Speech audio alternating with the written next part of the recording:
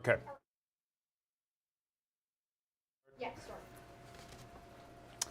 Andrew Douglas in the Action News 5 digital desk. A Memphis nonprofit hosting a two-day event. It starts today. It's helping thousands in the Mid-South each year. We're talking about the Mission of Mercy. That is a Mid-South nonprofit. It provides free dental care to underserved and underinsured communities. The annual event began back in 2016. It has provided nearly $7 million worth of dentistry to more than 11,000 patients in the greater Memphis area with the help of nearly 11,000 volunteers. We have Action News 5 Cindy Hawkins there live right now to give us an update of what the Mission of Mercy, how things are going. It's at Bellevue Baptist Church. How's it looking out there, Cindy? Good morning. Hey, good morning to you, Andrew. This is an incredible operation. I'm going to turn my camera around and show you the scene. Dozens, hundreds. I wouldn't be surprised if it was more than 1,000 volunteers here this morning to make this mission possible. Organizers say they're hoping to help more than 2,000 people. Hey, Cindy, can you get closer to your microphone? When you turn the camera around, we can't hear you as well. Okay, organizers say they're hoping to help 2,000 people between today and tomorrow.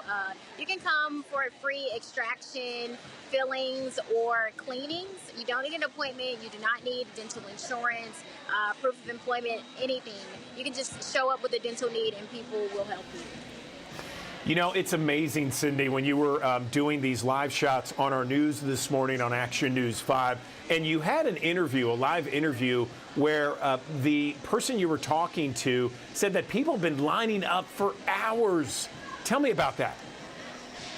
Yeah, people have been lining up since yesterday. I also spoke to another lady who was a patient here today, and she told me how vital a clinic like this was to her. She told me that she had dental coverage with her job, but she lost her job throughout the COVID-19 pandemic, so she lost that dental insurance.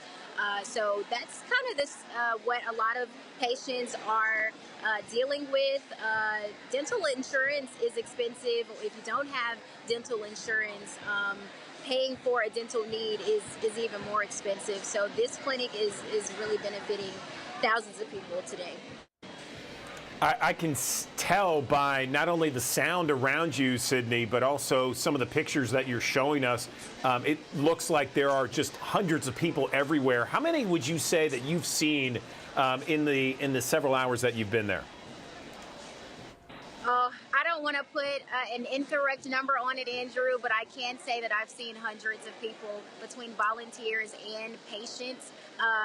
To put it in perspective for you, Bellevue Baptist Church, is one of the biggest churches in Memphis, and one of the church members told me that they have about 12,000 people worship with them every Sunday. So this operation is filling out their gym. It's split into 4 corners.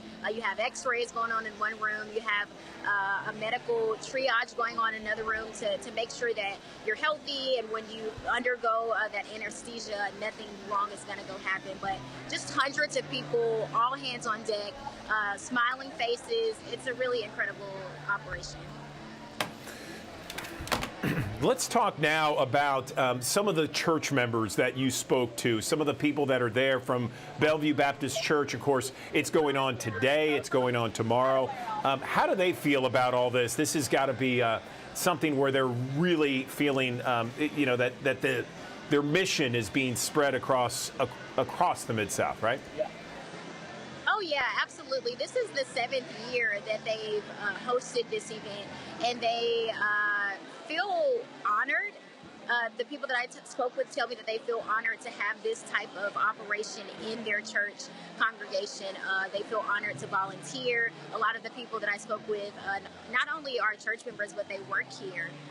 So they love the mission. They love the operation that's taking place, and I think and you can just see how happy people are to just give back in this way. Okay, so let's talk about how, if people missed out on today, how they can get this kind of free dental clinic tomorrow.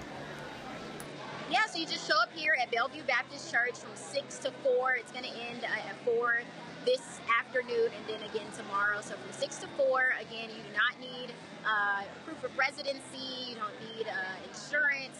Just show up with a dental need. Show up if you need a cleaning.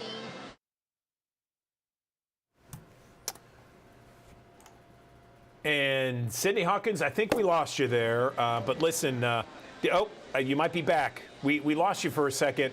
You said it opens, the doors open 6 o'clock tomorrow as well? 6 o'clock, and we'll close at 4. Okay, awesome. Well, listen, Cindy, we really appreciate you giving us an insight here on the digital desk with regards to this incredible event here, helping with free dental care all across Memphis and the Mid-South, helping thousands. Thanks very much.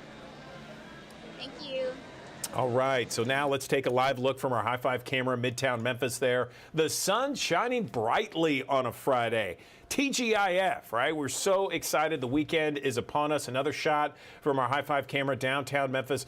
It looks gorgeous. It's beautiful outside. Certainly the sun is shining, but it is still kind of chilly. But here's the thing. It's mid-January. It's supposed to be a little chilly out there. Highs are going to be in the 50s today, and we're expecting temperatures to be kind of seasonal, to be just right on average with where we're supposed to be. Problem is there's going to be some showers you may need to dodge this weekend. Aaron Thomas has details on that. We've got a dry end to the work week, but I've got your first alert to our next chance for rain. That's going to arrive as we're heading into this upcoming weekend. But I've got good news. It is not going to be a total washout. We're going to have temperatures into the mid-50s on Saturday, a little bit cooler with some more clouds and better rain chances as we're heading into our Sunday. Notice those rain chances too, just a small percent as we're heading into Saturday with a slightly better chance as we're heading into our Sunday. It's all part of an area of low pressure that's going to develop to the south of us. It'll ride along the Gulf Coast, but it is going to bring up some of that moisture here across the Mid-South. Let's time everything out on our first alert futurecast. Notice by 7 o'clock in the morning on Saturday, we're going to start off with a lot of sunshine throughout late morning, early afternoon. We'll see some clouds rolling in, becoming partly to mostly cloudy to even overcast at times. But notice by 5 o'clock or so, still looking at dry conditions. It may not be until later on in the evening that we see a couple of those showers by 9, 10, and 11 o'clock here on your Saturday night. They will be on the lighter side. They will continue through the overnight hours too. Notice by 3 o'clock in the morning, we're seeing much of that draped across West Tennessee and North Mississippi, and much of this falling as we head through the overnight hours while we are sleeping. On Sunday morning at 9 o'clock, we'll see some sun, but many areas will actually see more clouds than anything. And then we've got round 2 that's going to make its way into the Mid-South as we're heading into our Sunday afternoon. This still will be on the lighter side. So if you do see rain this weekend, it'll most likely be as we head into our Sunday afternoon. And I did mention just some light rain showers, about 1/10 of an inch to 1/2 an inch of rainfall here across the Mid-South. But no rainfall for today. We've got high pressure that's dominating our weather. That's also bringing in some winds out of the north and northeast.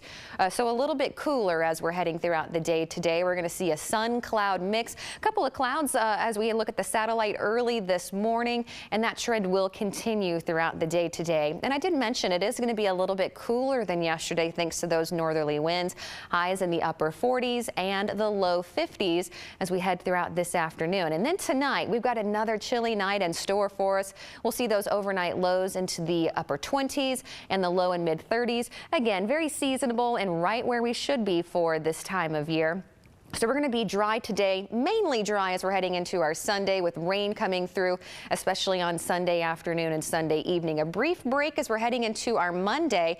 Then notice we've got round 2 that's going to make its way into the Mid-South as we are heading into Tuesday of next week.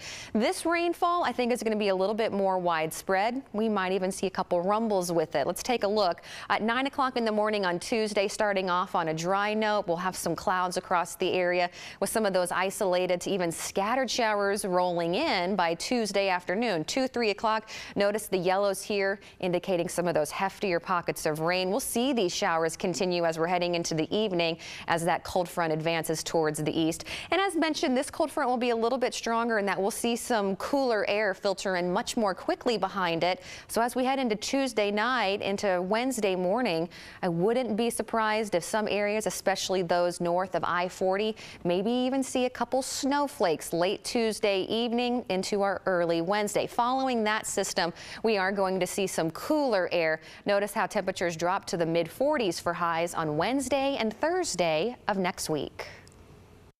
Okay, and I just want to remind everybody about this free dental care clinic Mission of Mercy is putting on at Bellevue Baptist Church tomorrow. Okay, so you have a two-day event. Today is the first day, tomorrow the second. First come, first served basis. Doors will open once again tomorrow morning at 6 o'clock. You don't need any kind of ID, no kind of insurance, no documents required. It's all about dental cleanings, dental fillings, and extractions. Thousands have been helped already today. Thousands more expected to be helped tomorrow. So again, if you need some more information on this, you can certainly go to our website, actionnews5.com.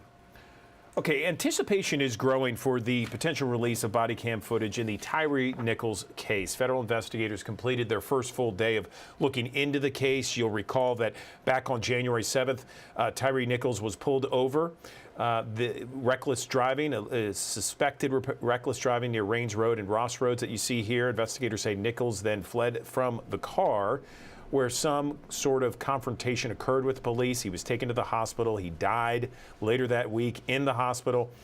Wednesday, the FBI field office and the Department of Justice opened an investigation, a civil rights investigation into the case. There has to be some legitimate question that caused either General Mulroy or his office and or U.S. Attorney Kevin Ritz to really question whether or not this is something that goes above, oh, this is your standard TBI investigation. I would say it would not be unreasonable to say within 3 to 4 weeks after they get involved for at least some type of opinions to begin rolling out. I don't think they will try to keep the public in the dark. Now, the family of Tyre Nichols is scheduled to view the body cam footage Monday. That's according to the family's attorney. Wharton suspects that the public will begin hearing the federal investigation findings within the next 3 to 4 weeks. We should hear more about Memphis Police's internal investigation of the police officers involved sooner than that. We will certainly keep you posted. Another case here, another murder case. 2 suspects accused in the murder of Memphis rapper Young Dolph are expected in court. A total of 4 suspects in this case, but the 2 that are expected in just a few hours, Justin Johnson, Cornelius Smith, along with Jamarcus Johnson and Hernando Govan. But Johnson and Smith are expected in court, both facing many charges along with murder charges. The hearing is scheduled to start at the top of the hour, 9 o'clock this morning. Tennessee Valley Authority has now appointed an independent panel to look into the power failures that caused rolling blackouts during Christmas weekend of last year. TVA says the panel will include the American Public Power Association, the President Joy Ditto, and former U.S. Senator Bob Corker.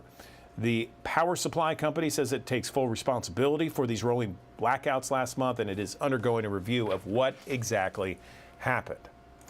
Police currently looking for a missing couple from Haywood County, Tennessee. The sheriff's office says 34-year-old Brittany Watson that you see here was last seen back on January 7th, the Hillville Loop in Whiteville. Kevin Watson has now been charged, her husband, with first-degree murder. That's a picture of him. Police are looking for both of them right now, but obviously looking for her body and him.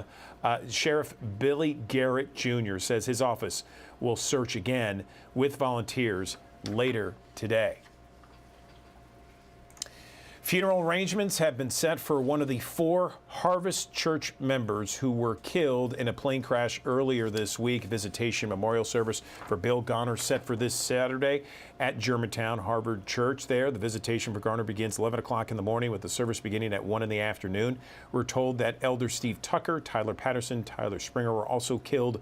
Law enforcement in Texas said the small Piper about 1 mile from the small plane crashed about 1 mile from the Yokin Municipal Airport.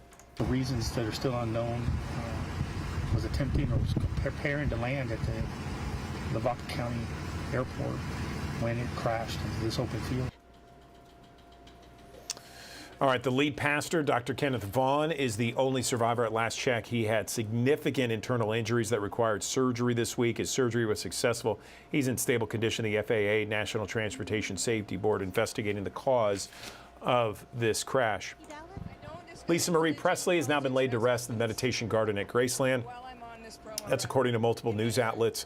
Graceland has not responded to our requests for information. You'll recall the 54-year-old died last week. The autopsy report has been delayed or deferred.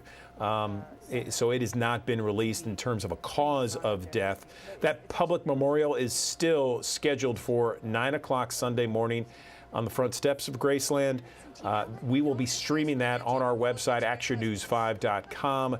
There will also be a procession to view Lisa Marie, her final resting place at the Meditation Garden.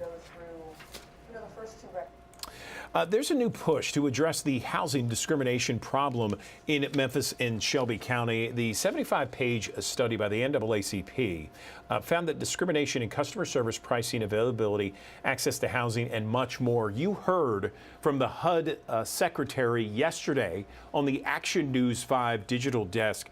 We have our Bria Bolden that has a closer look at that report and more reaction from the HUD secretary. Just 3 years ago, almost 8,000 households in Memphis were using the Housing Choice Voucher Program. But a new audit says there's widespread income and racial discrimination in that program. We still do understand that discrimination in housing still exists, segregation in housing still exists, and that the federal government has been a part of that. The Bad Housing Blues studied policies and practices in our local rental market from 2019 to 2021 to find out what prevents people using Section 8 vouchers from finding housing. The organizations behind the audit sent in 2 people to test one particular phase of the process, one black person and one white person, each claiming similar incomes and seeking housing information. The audit shows the 2 were treated differently. 27 out of 32 tests in one phase documented discrimination based on income. 75% of Memphis tests showed income discrimination, and almost 94% in areas outside of city limits. 37.5% of tests showed racial discrimination. One example, one white tester was told they needed a credit score of 580 to qualify. The black tester was told they needed a score of 600. HUD Secretary Marsha Fudge tells Action News 5 she's pushing for rule revival that would help communities like ours make sure finding housing is fair. This rule is going to look at how we address housing writ large throughout this entire country. And I'm hopeful that people will take advantage of the opportunity to let their voices be heard by responding or giving a comment on this rule. Those behind the audit recommend amending the Fair Housing Act of 1968 to include source of income as a protected class, expanding the voucher program, and more. Bria Bolden reporting there. She reached out to Shelby County Mayor Lee Harris and Memphis Mayor Jim Strickland's office about this audit. She did not hear back. Of course, you can read more about this report on our website. It's posted there, actionnews5.com. All right, a consumer alert from T-Mobile. The carrier says a hacker stole personal information of 37 million customers. This breach happened back in November. T-Mobile says the hacker took data that include user names, addresses, emails, phone numbers, dates of birth. No security numbers, credit card information, PINs, or passwords were exposed. T-Mobile says it's in the process of notifying customers.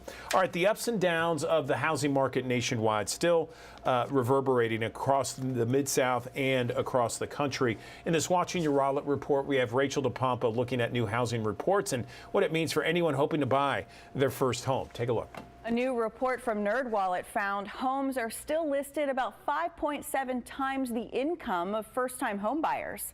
This is notable because the historic advice is to look at homes that are 3 times your income. What this says is that looking at houses in this market is virtually impossible for a lot of first-time buyers. Elizabeth Renter with NerdWallet says inflation is also eating at budgets, so buyers have a lot more to calculate right now. She doesn't think interest rates are going to come down anytime soon, which means a lot of first-time home buyers may wait to buy. So there are 2 things you can be working on while you wait it out. The first is saving up for a bigger down payment. Not only does that mean you'll be able to take out a smaller loan when you purchase a home, but you'll be moving in with equity in the house. The second thing is working on your credit. She says the advertised rates are generally given to the people with the best credit, so you want to make sure you are in a good spot to qualify for the good rate. And know the specifics of your housing market. Talk to local realtors and mortgage specialists. She says if you do see prices come down, don't get overeager. You need to keep those mortgage rates in mind. Use an online mortgage calculator and plug in different interest rates and see how that affects the monthly payment. With this, watching your wallet, I'm Rachel DePompa. Okay, switching gears right now, let's talk about the Varsity Blues scandal. Do you remember what we're talking about here? This is a guy by the name of Rick Singer.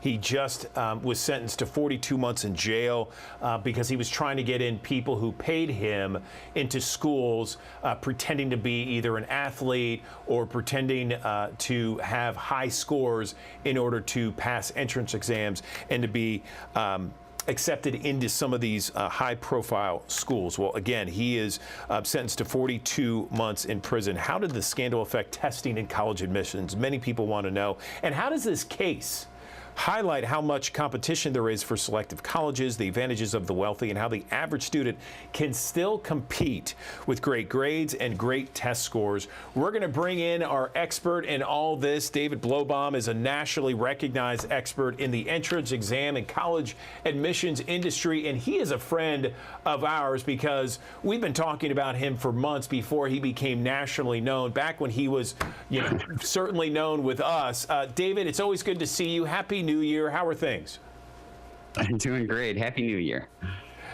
So in light of the Varsity Blues scandal and sentencing, how does testing and college admissions change, if at all, David? Yeah, so for all the media sensation, it's kind of interesting to see that testing and college admissions didn't really change much at all. I mean, there were some tweaks to how students could take the test with accommodations, but basically no changes because this was a very small number of applicants out of millions of applicants.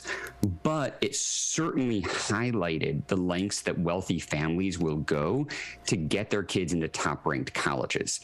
And so for me, what was really interesting is that it highlighted that the SAT and ACT, they're barriers for all students, wealthy students, any student. And so these wealthy families, they couldn't just buy higher SAT and ACT scores through test prep because their kids would still have to learn the grammar, the rhetorical skills, the mathematics, reading. And so they paid a proctor to take the test for them and broke the law. So I think it's important to realize that the SAT and ACT are an equalizing barrier, that all students can do better on the tests, but all students, wealthy or not, they have to learn the content if they're going to get a higher score. Then why is there such a push to do away with these college admissions tests that we see, the ACT, SAT? Yeah, so if you look at average SAT and ACT scores and you plot those scores by wealth, you see very clearly that the higher income families, their kids on average have higher SAT and ACT scores. So that paints the picture that SAT and ACT scores, they don't reflect academic content and knowledge and skills, but it looks like it's a reflection of wealth. But really what's happening there is, unfortunately, because of inequality in the US, there is unequal access to quality education.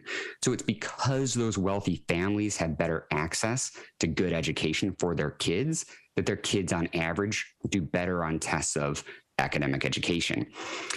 But that doesn't mean that the disadvantaged students, that some of them don't rise above, get great educations and do a lot of prep on their own and get great scores. They can still compete. And that also, just like Varsity Blues illustrates, it doesn't mean that the wealthy automatically have higher SAT and ACT scores. They still have to have the knowledge to do well on those exams as well. All right, let's talk about those exams. Many of our viewers here perhaps have high school students, and the timeline for juniors when it comes to taking the SAT and the ACT. Let's go over that, and then how many times they should take it, when do they need to be finished with testing, and how they can improve their scores. Let's talk about those things. Yeah, so I would encourage all students to apply early action to all their top schools and early decision to their very top school, because applying early decision gives you a little bit of a boost in the admissions process. So most of those early application deadlines are November 1st of a student's senior year. So students should try and finish by then. So then we can kind of walk back the timeline from there. So if a student is a 10th grader right now, or I'm sorry, an 11th grader right now, they can still take the March, May, June, August, and October SAT exams and still get their results before the early application deadlines. For the ACT, they can take the February, April, June, July, September, and October exams. So still lots of exams coming up. A lot of families are, it used to be 10 years ago, you really didn't want to take the test multiple times because all of your results would be reported to most colleges. Now, most colleges only see your highest section scores from any exams. You only need to report the test dates that you want to report to colleges. And ACT actually allows you to delete exams for free at any time. So now students can even take the real test as practice. And the real test is the best possible practice. And you don't even need to show those results unless you do well. So you can take the test as long as you're continuing to go up on it and until you hit your score goal if you want. Let me ask you this, because I know that essays are a component with some of those tests, the ACT and the SAT, and there's something called ChatGPT. What is that? This is mind-blowing. It's going to change so many industries, and already has. One of the ways that it's changed college application essays is that it can write better application essays than about 75% of high school students. So the outputs that it gives are only as good as the inputs. So you can say, write an essay on why I want to go to Tulane University and make it 500 words. And it'll do that, but it'll be very general about, Tulane, how diverse New Orleans is, etc. But if you give it very specific inputs, like when I was 5 years old, I almost drowned. I was saved by paramedics. Since then, I realized life is a gift. I want to be an emergency room doctor eventually. Write a 500-word essay about that and why I want to go to Tulane. And it will write out in 3 seconds a fantastic essay for you. A very good writer will still be able to write better than it, but it's better than most high school students. The other way that high school students are already using it for their college application essays is they'll write their own essay, copy and paste it into ChatGPT and say, write this better. And it'll rewrite it, make it all grammatically correct, make it clearer, more concise. And I've seen with my own students that I would say for the average high school student, it maybe doubles the quality of their essays after it rewrites it for them. That is crazy to me. Wow, yeah. What a tool. I would think that would be almost cheating a little bit. Wow. What do you think? And yes, it gets into much larger equity issues. I mean, is it cheating? I think so. But then you also have heads of state universities like John Boeckenstedt. He's the head of enrollment for Oregon State University. He encourages students to employ essay editors that not only do, check your spelling and your punctuation, but also your voice, tell you what you should be writing about or not writing about. So it's very difficult that the wealthy actually have access to a lot of essay editing that editing is very ambiguous already. So the irony behind ChatGPT is it actually gives all students access to a good essay editor. Now, I think that they should make sure that essays from the wealthy or the not wealthy, everyone is authentic essays. But currently they don't have a way to do that because essays are not proctored. So students were already making up the content of their essays, or the essays were being written by other people. So there were already lots of problems surrounding authenticity. This just highlights them in a big way because every student's essay is potentially inauthentic now. So they really need to figure out a solution to this. Yeah, it sounds like it to me. My goodness. Wow. Okay. So the SAT, I understand, is going through a lot of changes here, shorter, digitally adaptive next year. What should students and parents know about it? So for any 10th graders, the first thing they need to know is it's changing. So that's helpful that you even told them that, because most don't know. So 10th graders in 11th grade, so this next year when they're juniors, the SAT is going to radically change in the middle of their junior year.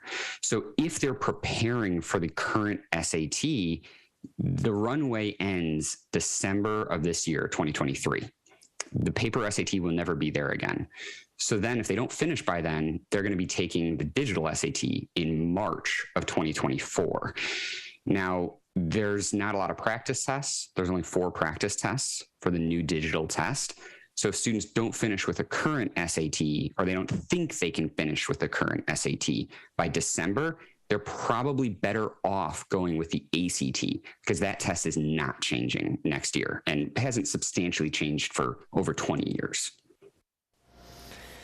And let's talk a little bit about, I know we've talked about this a bunch in the past, but let's refresh everybody's memory about which tests would be better for their child, the SAT and the ACT, how to determine that, and how to, you know, submit those scores to prospective universities.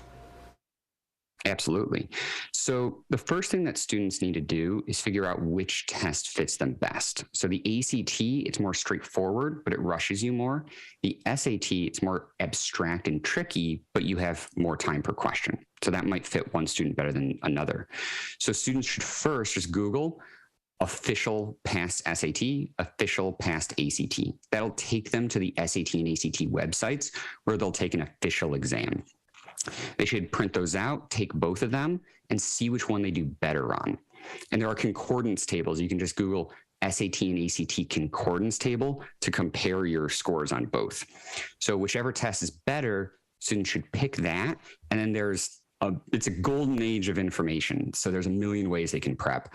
All students can prep for free through the Khan Academy online. Any student who gets to take the ACT for free, which is 20% of students are on fee waivers, which means they can take the ACT for free 4 times, and they get free online prep through the ACT. But other resources are the prep books that are out. Those are great for independent study.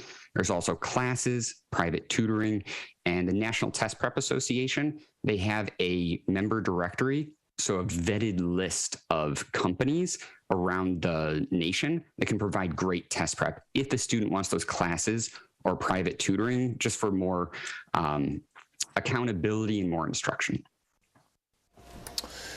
David, very informative as always. Anything else you want to mention before we let you go about the ACT, the SAT, the admission scandal, how things are evolving and changing? I would just encourage students to know that they can gain an advantage in the admissions process and gain an advantage in getting scholarships and more merit aid if they have good SAT and ACT scores. And that's not limited to wealthy students. That's just anyone who puts in the time to learn this content, which is available to all. Great advice. David Blobaum, Director of Outreach, National Prep Association. Always appreciate your informative interviews here in the Action News 5 Digital Desk. Thanks very much and Happy New Year. Thanks so much. You too.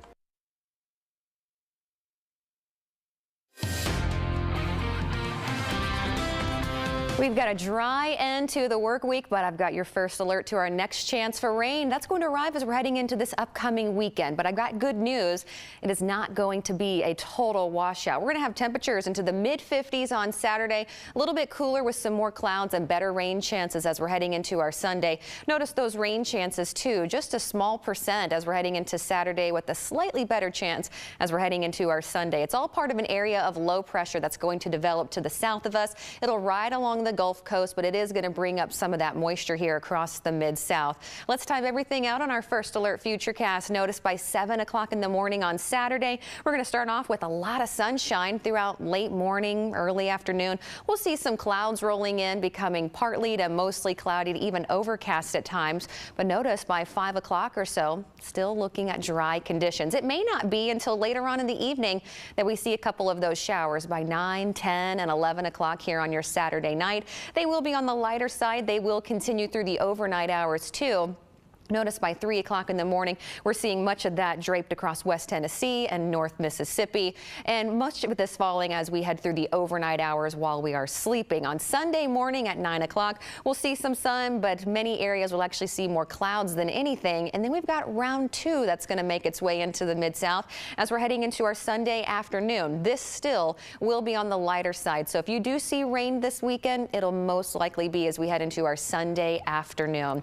And I did mention just some light rain showers, about 1/10 of an inch to 1/2 an inch of rainfall here across the Mid-South. But no rainfall for today. We've got high pressure that's dominating our weather. That's also bringing in some winds out of the north and northeast. So a little bit cooler as we're heading throughout the day today. We're going to see a sun cloud mix, a couple of clouds as we look at the satellite early this morning, and that trend will continue throughout the day today. And I did mention it is going to be a little bit cooler than yesterday thanks to those northerly winds. Highs in the upper 40s and the low 50s as we head throughout this afternoon. And then tonight, we've got another chilly night in store for us. We'll see those overnight lows into the upper 20s and the low and mid 30s. Again, very seasonable and right where we should be for this time of year. So we're going to be dry today, mainly dry as we're heading into our Sunday with rain coming through, especially on Sunday afternoon and Sunday evening. A brief break as we're heading into our Monday. Then notice we've got round 2 that's going to make its way into the Mid-South as we are heading into Tuesday of next week. This rainfall, I think, is going to be a little bit more widespread. We might even see a couple rumbles with it. Let's take a look. At 9 o'clock in the morning on Tuesday, starting off on a dry note, we'll have some clouds across the area with some of those isolated to even scattered showers rolling in by Tuesday afternoon. 2-3 o'clock. Notice the yellows here indicating some of those heftier pockets of rain. We'll see these showers continue as we're heading into the evening as that cold front advances towards the east. And as mentioned, this cold front will be a little bit stronger in that we'll see some cooler air filter in much more quickly behind it. So as we head into Tuesday night into Wednesday morning, I wouldn't be surprised if some areas, especially those north of I-40, maybe even see a couple snowflakes late Tuesday evening into our early Wednesday. Following that system, we are going to see some cooler air. Notice how temperatures drop to the mid 40s for highs on Wednesday and Thursday of next week. All right, from diagnostic imaging to detecting tumors in aquatic animals to doubling the lifespan of dogs, the last 40 years have brought about some remarkable breakthroughs in veterinary and medicine that transform diagnosis, treatment, and quality of life of animals of all kinds. We're joined now by Jean O'Neill and Dr. Dana Varble of NAVC, along with their furry friends here, to talk more about some of the advances in veterinary medicine. Jean and Dr. Varble, how are you? Good morning. Hey, we're doing great here. Thanks. Tell us about your friends that are on set with you. All righty. I have here my grand puppy. This is Rusty. He's a 1-year-old golden doodle. And we have Athena here, one of our office dogs. She's a 9-year-old Labrador. Excellent, excellent. So we're talking about the North American veterinarian community here. And I'm curious, Jean, we'll start with you. Based on the advances over the last 40 years, how long can we expect a dog to live these days? Sure. So Rusty here, he can be expected to live more than 12 years. 40 years ago, his lifespan would have been much shorter. But due to some of the advancements in the veterinary healthcare field, like cancer detection, early cancer detection, and non-invasive surgeries, some diets that are specialties for some of these dogs has really enabled them to extend their lifespan. So they live longer, healthier, happier lives. That sounds fantastic. Dana, got a question for you. As dogs live longer, talk about some of the advancements that have been made to extend and improve the quality of their lives. Yeah, that's a great question. You know, I think 40 years ago, we mostly had to adapt human medications for dogs and cats and horses. But nowadays, we have medications that were developed specifically for specific animals. So we have dog arthritis medication and cat kidney medication and even special medications for horses. And couple that with the advancements Jean was mentioned, better surgeries, better nutrition, we're really seeing dogs thrive into their senior years. Excellent, excellent. Dana, what advances in veterinary medicine have been launched over the past 4 decades? And talk about some exciting innovations that are being presented in 2023. Yeah, well, like I mentioned, we have new medications come up every year. So even this year, we're going to see new medications. A disease, something like feline infectious peritonitis, which was basically fatal. We have medications on the market that might make it a completely curable disease. Couple that with better preventative medication, better heartworm, flea, and tick prevention means that dogs just are not subject to the same diseases that they used to be. It also makes them better pets for us because we don't have to worry about them bringing those diseases home. And let's not forget about all the contributions that veterinarians make to farm animals, making food production safer, more efficient, and lower waste. Gene, over to you. I know you guys work for the North American Veterinary Community, the NAVC. Is this still veterinary medicine, still a field of interest for young people out there? If so, where can people get some more information? Sure. It absolutely is a field that younger folks should be gravitating towards, especially with the explosion in the pet ownership over the past couple of years. Almost 70% of all households today own a pet. So they get to experience what it's like to grow up with a pet and take care of it.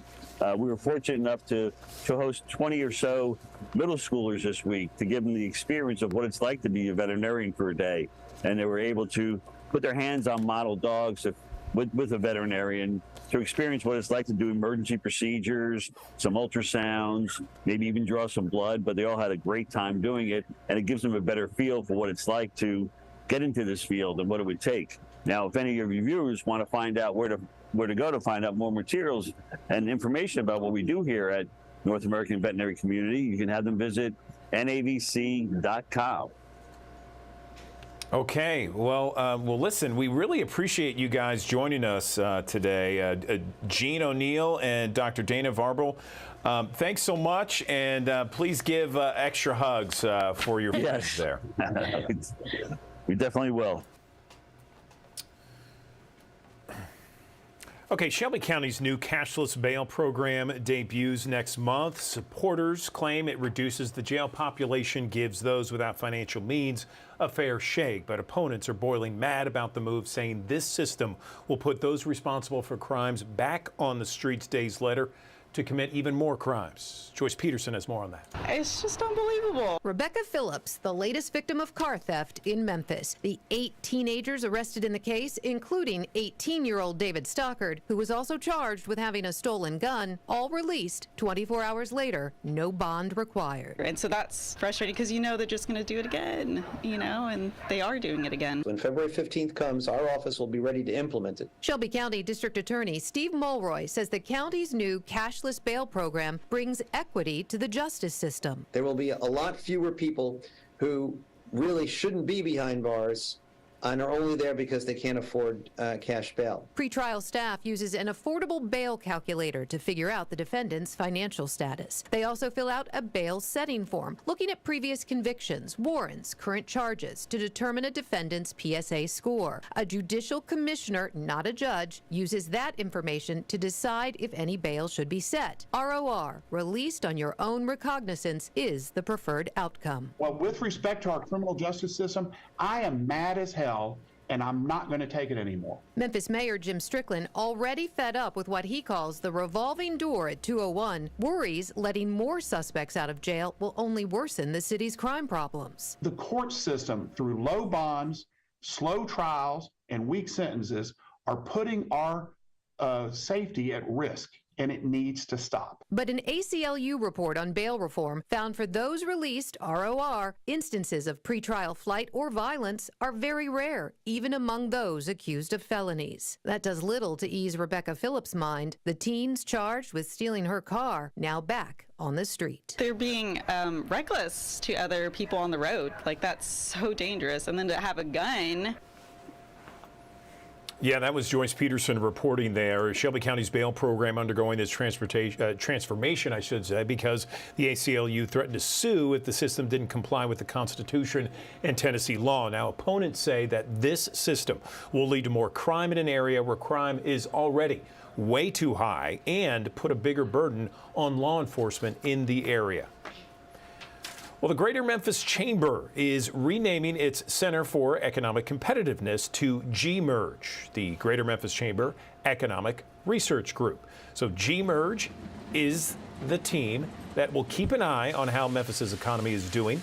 Takora Murray became the G-Merge executive director, and 3 analysts were added to her team. They'll continue to work to provide economic research and insights crucial to growing Greater Memphis and businesses. All right, the Mississippi Department of Education says graduation rates have hit a high of nearly 90%. The graduation rate from 2021-22 school year based on the number of students who completed 4 consecutive years of high school. So this is Governor Tate Reeves' response to that, saying in part, quote, the all-time high graduation rate serves as another reminder that when someone says Mississippi is 50th in education, they just don't know what they are talking about. Okay, the battle over reproduction rights will be on display this weekend. Today, pro-life voices will be heard in the nation's capital, and on Sunday, pro-choice advocates will commemorate the Roe versus Wade decision. John Lawrence has more. We will abolish abortion! The 50th annual March for Life is taking place in Washington, D.C. Friday. This marks the first time the anti-abortion rally has taken place since the U.S. Supreme Court overturned Roe v. Wade, which took away the constitutional right to abortion. Jeannie Mancini, the president of March for Life, said on its website, quote, this year will be a somber reminder of the millions of lives lost to abortion in the past 50 years, but also a celebration of how far we've come. However, not everyone has the same point of view. Catholic Ireland provides women with more rights on reproductive health care than do parts of America. It's just strange to talk about America going backwards instead of moving forwards. Sunday marks the 50th anniversary of the Roe v.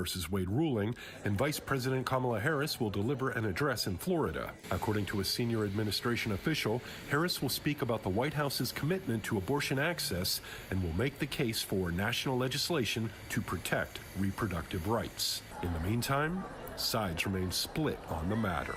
What happens when these unwanted children are born? Who will take care of them? We need to have ideas that are forward-facing, that take ideas from both sides of the aisle, because this issue isn't going away and affects women every single day. I'm John Lawrence reporting. All right, I want you to take a look at this. Memphis Shelby County School District will wrap up its Superintendent Super Search Community meetings this weekend. At 4 this afternoon, Super Search Advisory Committee will share what the interview process will look like for the selected candidates. This will be at the Board of Education Auditorium, 160 South Hollywood Street. Tomorrow, the district will hold its last community meeting at the Board of Education's auditorium. That will be at noon. Take an opportunity to invite faith-based and all members of the community to meet me this Saturday at the Memphis Shelby County School Board at 12. If you've not had an opportunity, please show up so that you will know your voice does matter and it counts towards this search. There's also a superintendent search survey that's active right now on the district's website. There's an electronic form asking the community what they'd like to see in their next superintendent. District leaders say they've only received a little more than 2,000 survey responses, which is significantly lower for a school district of more than 110,000 students. All right, so Hugh Jackman, Kourtney Kardashian, Jennifer Aniston, J.Lo, Elon Musk, just a few of the people that swear by intermittent fasting. Is it really safe? How do you actually know you're doing intermittent fasting? What will it do for you? Would it help you reach your health goals in 2023? Yep. Let's bring in Dr. Amy Duffy here. She is the international best-selling author of Normal Doesn't Have Side Effects, and she has been a part of the Action News 5 digital desk in the past. We appreciate you coming on once again, Amy. Happy New Year. Happy New Year to you. I'm so excited to be here and share this information. It's super fun. Yeah, I am a person that loves to intermittent fast myself. I do it at work, and I have kind of like a, 10 to 12 hour window. First, explain what it is for our audience out there and some of the different ways, because there's all kinds of different ways, I guess, to define intermittent fasting, right? Absolutely. There's a lot of ways. I kind of narrow it down to 2 different ways when I'm talking to my patients.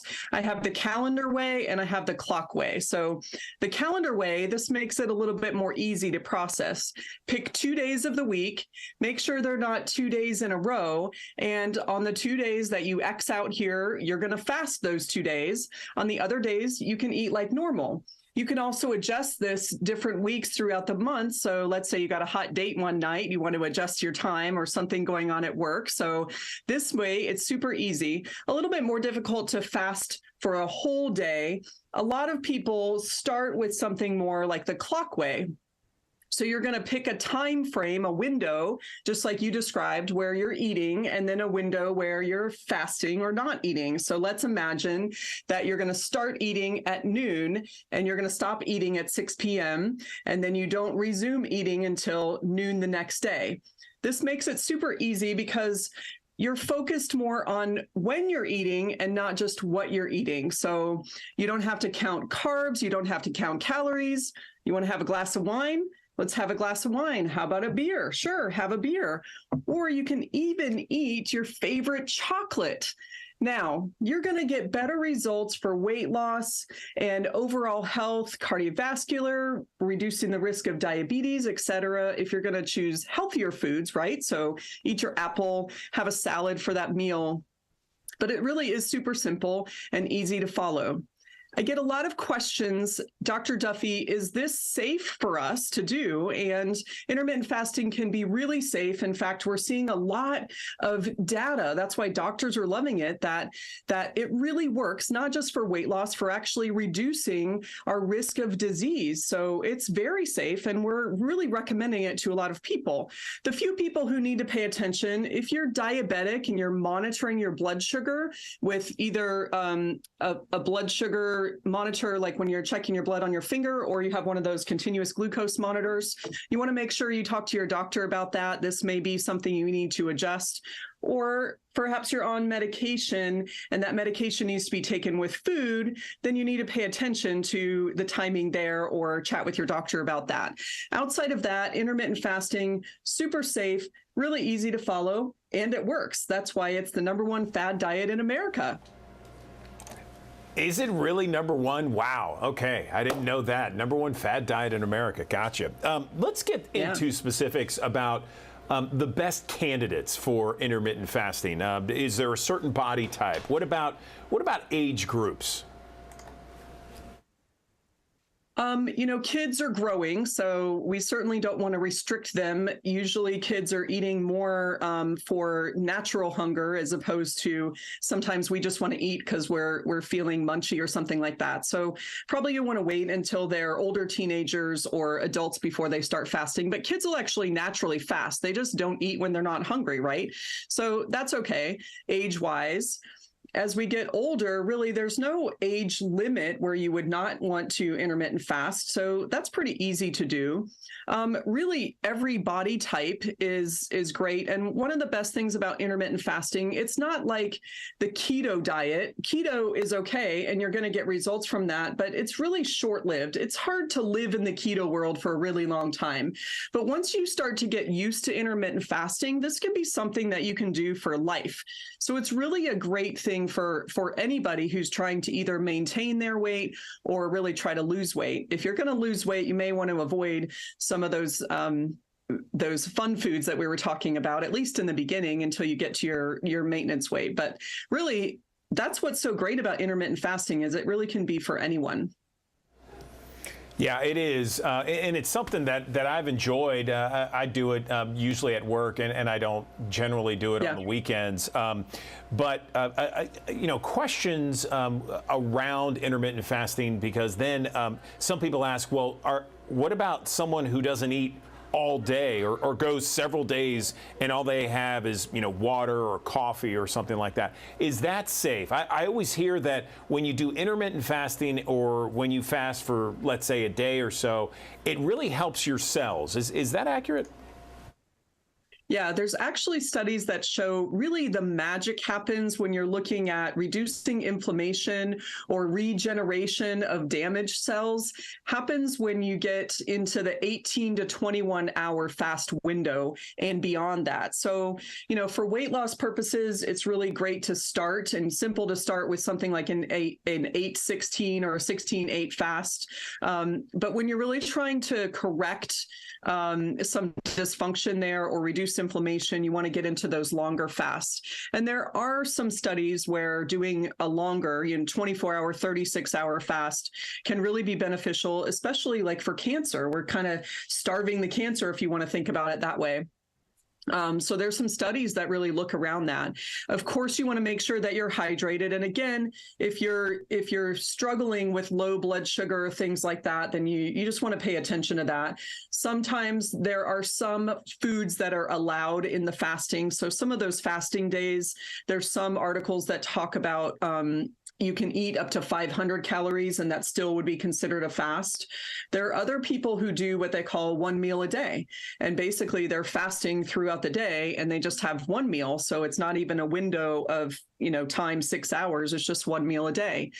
Again, the term intermittent fasting is important. So if you go to one meal a day, that's okay, but you may want to adjust that throughout your week in terms of what time that meal is, because if you do that every day for the rest of your life, your body's going to adapt to that.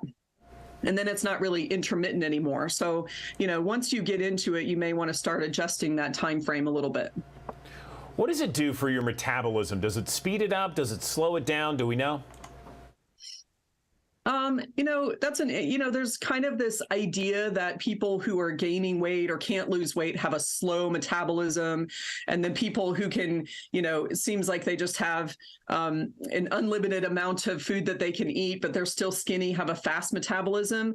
I don't know that that's really real. I mean, there's so many different variables that go into that. So intermittent fasting, I would say probably, whether you want to call it metabolism, but when you're fasting, it actually speeds up your body's ability to get stored fat. So you're not starving yourself. If you go into starvation mode over a long period of time, your body starts looking for energy in the form of your muscle. So it's going to use up muscle, where the ability with intermittent fasting is actually gathering your fat cells. So your metabolism improves in the fact that it's helping you to burn fat instead of burn calories from muscle or your food, basically. So it's really going to help you lose more fat.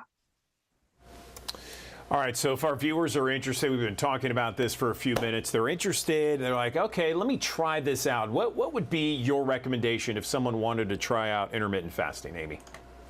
Yeah, that clock way is the easiest way, is just pick a window, between 6 and 8 hours that you're going to eat, and then the window between 16 to 18 hours that you're fasting. The easiest way, just like I described, is to start at noon, end at 6 or 7 p.m. That way you're sleeping through a good, if we're getting the 8 hours of sleep we're supposed to, you're sleeping during most of your fasting. A lot of people aren't starving first thing in the morning. You can have tea, you can have black coffee. You just don't want to consume a lot of calories. Make sure, you're still well hydrated. And then you just start eating again at lunchtime the next day. That is the easiest way to get started.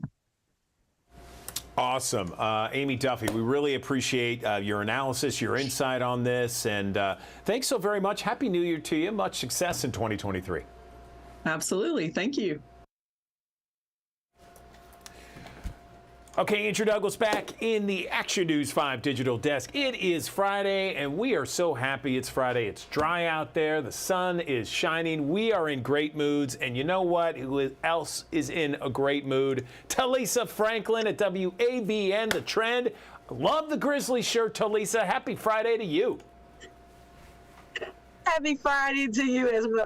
It's all about the Grizzlies. I'm just in a great mood about Memphis. Memphis is so amazing. And I'm just excited about what we're doing on this weekend.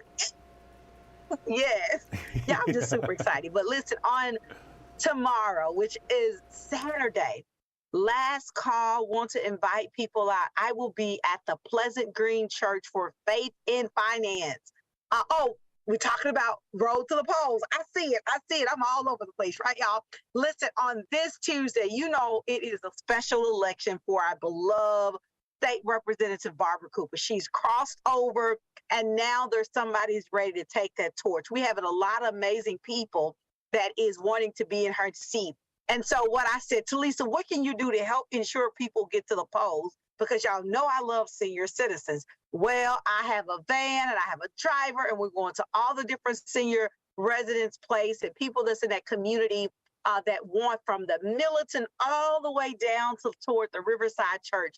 Listen, we have vans that's going to be running the whole day of Tuesday because we want to make sure that we're helping our most valuable population, which is our seniors, continue to get out and vote. So you can get out of your car, get out of your house, jump in the van will take you free of charge and bring you right back. So listen, if you know that you live in Militant, North Haven, Fraser, Uptown, Downtown, South Memphis, Westwood, listen, and you are a senior and you need to get to vote. Listen, all you have to do is call my number, 901-213-6438, and my team will be more than happy to take you to vote and bring you right back to your resident. So we want to make sure your vote counts because we're grateful for every senior that has taught people like myself to vote. And so we want to make sure we're giving back and taking seniors to the polls on our van. So that's what we're doing on that. And then on tomorrow, y'all, Faith in Finance. I am excited again. Thank you, Pastor Phillips,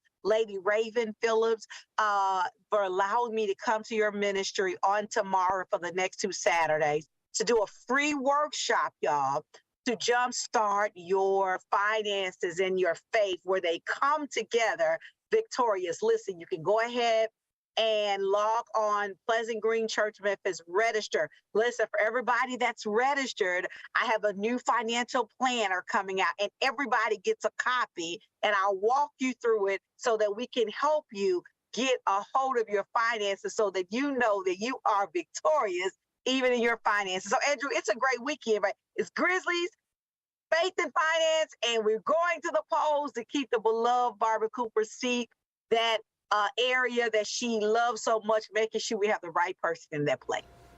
Yes, Talisa, and always doing your part to really kind of help the community, help Memphis, and not only with the polls, but with finances, because that's such a big New Year's resolution each and every year. Absolutely. You know, Andrew, I'm excited to really help walk people through. You know, I was guilty of this years ago. I really didn't know my true finances. Why? Because I was just making money, spending money, but I want to teach them how to literally write down through the financial planner. God has told me you got to track stuff to really know where you are, so you'll know whether you can scale. You'll be surprised at how much money people throw out the window. You know why?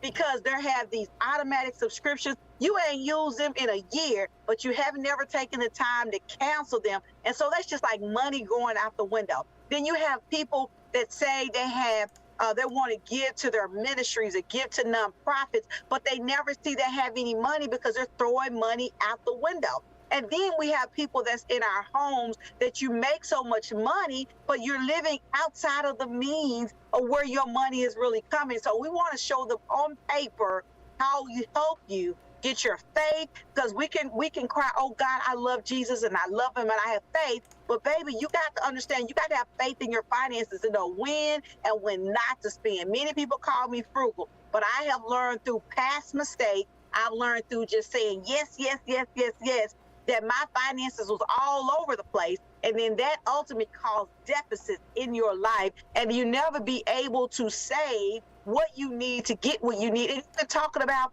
even down to interest rate. You know, many people have higher interest rate because their credit is messed up. Why your credit is messed up? Because you're paying too much stuff because you want to live outside of your means just to impress people. Baby, get over impressing people. That little 30-second reel on social media, it ain't real. The real thing is getting your finances in order so that you can withstand whatever is coming our way. Absolutely, Talisa Franklin. Couldn't have said it any better than you just did. And again, you have to register in order to be a part of this event, not only tomorrow, January 21st, but also January 28th, 10 o'clock. And there you go. You register there at pleasantgreenchurchmemphis.org. Anything else before we let you go, Talisa? Hey, it's the weekend and we're doing great things on the trend. Listen, want to shout out, Andrew, we had an opportunity to broadcast live from the National Civil Rights Museum on MLK Day. It was amazing. So each and every person that came by our space, each and every person that saw us outside, thank you all. And more love to the National Civil Rights Museum. When I tell you, Andrew, it was truly, my life is no longer a dream. It is truly a reality, right? That God is putting us in positions and in places that we never could have imagined. And listen, to you that's listening out there, if you have a dream, know that the same God that blessed me to see the reality is the same God that bless you. So, hey, it was a great week for me. Yes, absolutely. Amen, Talisa Franklin. We appreciate you always. Thanks very much. Have a great weekend. All right, thank you. Thank you. Okay, so let's talk about an iconic part of Memphis in May. It's going to be back this year in a new place. So remember the Blues tent when you go to the Memphis in May? It's right there when you walk in. Well, the Blues tent this year is going to be in Handy Park. So Memphis Tourism says the Blues stage on Beale will be free. It'll be open to the public. Organizers of Memphis in May say the move will bring the Blues lineup to a much wider audience. The full lineup, by the way, for Memphis in May, Beale Street Music Fest, will be announced next month. Usually it's announced in mid-February. And again, the Music Fest is set for May 5th through the 7th. All right, parents of young children, how much is a baby tooth going for these days? Maybe $1, $5 or more?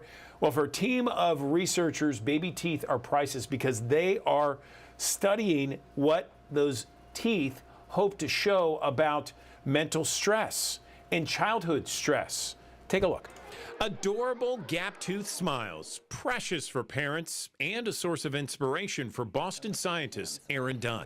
I'm the science tooth fairy. I am a scientist who collects and studies teeth. Dunn and her team want to know if children's teeth can leave clues of early life stress. So similar to the way that trees develop in terms of leaving behind these incremental records of their growth, our teeth do the same thing.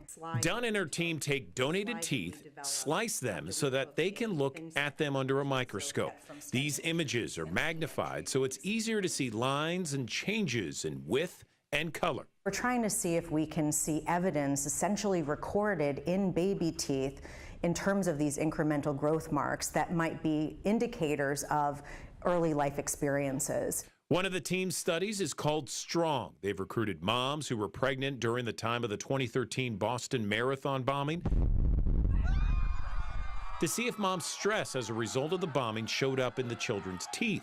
The goal is to eventually use teeth as a screening tool to determine if children could use mental health support. If we can be able to better identify kids early who've experienced these early life stressors, we can then more quickly connect them to interventions. The truth may someday be found in the tooth. Erin Dunn and her team are recruiting for several other studies on baby teeth and mental health. They send kits to participants with instructions on how to package the teeth and then submit them. There's more information on Erin Dunn's website, teethforscience.com. With ways to live your best life, I'm Andrew Douglas, Action News 5. Good morning, everyone. Andrew Douglas of the Action News 5 digital desk. For decades, NASA and NOAA have been keeping careful watch of the Earth's climate, and each year, the agencies release an update to the hottest years on record. Yesterday, they added 2022 to the books. Let's talk about that. We have Dennis Felixson, a NASA research scientist, joining us here on the Action News 5 digital desk to talk about the global temperature data for 2022. Dennis, good morning. Tell us about the latest data. Having me. Well, with 2022 having come to a close, we can now say that last year was the 5th warmest year on record, tied with 2015. These records go back to the late 1800s. So over that time, 2022 was the 5th warmest. And actually the last 9 years were the warmest years on that record. last year was particularly interesting because it was a La Nina year. La Nina is the counterpart to El Nino, and during La Nina years, we tend to have a temporary cooling of the Earth. So even during that temporary cooling, 2022 still came in as one of the warmest years we've ever measured. You know, it's interesting, Dennis, we had something this week that measured, I guess, the ozone in the atmosphere across the world, and it said that the ozone layer is actually growing. I don't know if that's part of this, but I know that that is something that people have been carefully watching. Yeah, absolutely. Well, as you probably know, ozone, the hole in the ozone was a huge story back in the 90s when I was growing up. That's actually part of the reason I got interested in being a NASA Earth scientist. So the interesting thing about this is that climate change has all sorts of impact, ozone being one of them, and it's also a driver. There are all these feedbacks in the climate system, but it's all interconnected, and that's one of the coolest parts about working at NASA and with satellite data is we get to study the Earth as kind of a whole system and look at different impacts that climate is having, relationship to the ozone, what the oceans are doing, the surface temperature of the Earth, and the impacts that climate change is having on extreme events that we're measuring all around the world. You know, it's interesting. You mentioned the 5th hottest on record last year, but the story about the ozone layer was that the ozone layer was actually growing. It was actually a good thing, and the hole wasn't as big as it was years ago. How does that counterbalance or balance with the climate data from 2022? That's right. So that's a good point. If I remember right, we had, the ozone hole was a big story back in the 90s, and then CFCs were banned partially as the result of us discovering this hole in the ozone layer.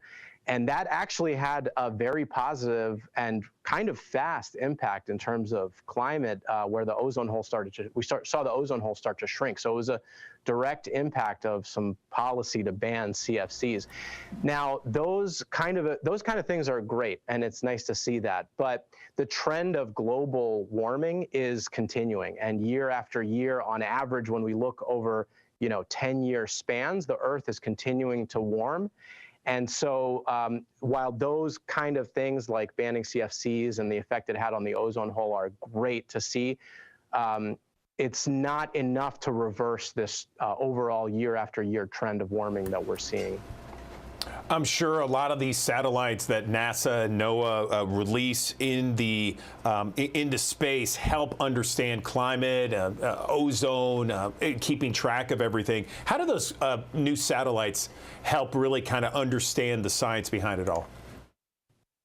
So from space, we have this really unique vantage point where we have many satellites that are collecting different measurements of different parts of the Earth system all at once. And collectively, we get a much better understanding of the Earth system acting as one whole system with these different components acting in tandem. So last year, 2 of the satellites that we launched, GOES and JPSS, these are launched by NASA and operated by NOAA. These are just the latest in a series of satellites that help us continue to monitor the weather and understand the impact that climate is having on weather and on extreme events. There's another satellite we launched called SWOT, S-W-O-T, Surface Water and Ocean Topography, a really cool satellite that's going to give us a look at all of the water that's sitting on the surface of the Earth. So these are oceans, lakes, rivers. Every 21 days, we're going to get a complete snapshot of what's happening. So it's really amazing what we can do from this unique vantage point of space that we can't get from other kinds of measurements on the ground. So, Dennis, a question for you, because I hear this a lot from some of the critics of this and global warming, climate change, is that, okay, if we do some of the things, for example, from the Paris Climate Accord, and we implement some of those standards, that, okay, 30, 40, maybe 50 years from now, our temperature will be reduced by 1/10 of 1% 50 years from now. And so, the idea is that we give up all this stuff for just a small fraction of a fraction difference. What do you say to that? So that's a great question. And these numbers might seem small, but their impact is huge. So even though, for example, since the late 1800s, the surface temperature of the Earth has warmed as the result of human emissions by about 2 degrees Fahrenheit on average. 2 degrees Fahrenheit might seem really small, right? Does it matter if it's 70 degrees outside or 72? That's not going to affect what you put on that morning to go out, right? But the impacts it has are huge, even those small numbers. We're already seeing big increases in extreme events. Hurricanes that are making landfall are able to intensify a lot more quickly because of ocean warming. They're also able to carry a lot more precipitation, and that causes real damage to people and to infrastructure that we have on the coasts. We know that the wildfire seasons are getting longer. That's leaving more and more areas exposed to fire damage. Droughts are getting more intense. Heat waves, the atmospheric rivers that we saw hit California last week were as intense as they were because the climate is warming. So every little bit that we can do to mitigate it 30, 40 years from now, even tenths of a degree will matter in terms of the impact of these extreme events. And again, playing the other side here, Dennis, while we have you here. Okay, so the world has been around for billions of years, and it's constantly warming and cooling and warming and cooling. We only have data from, as you mentioned, the late 1800s.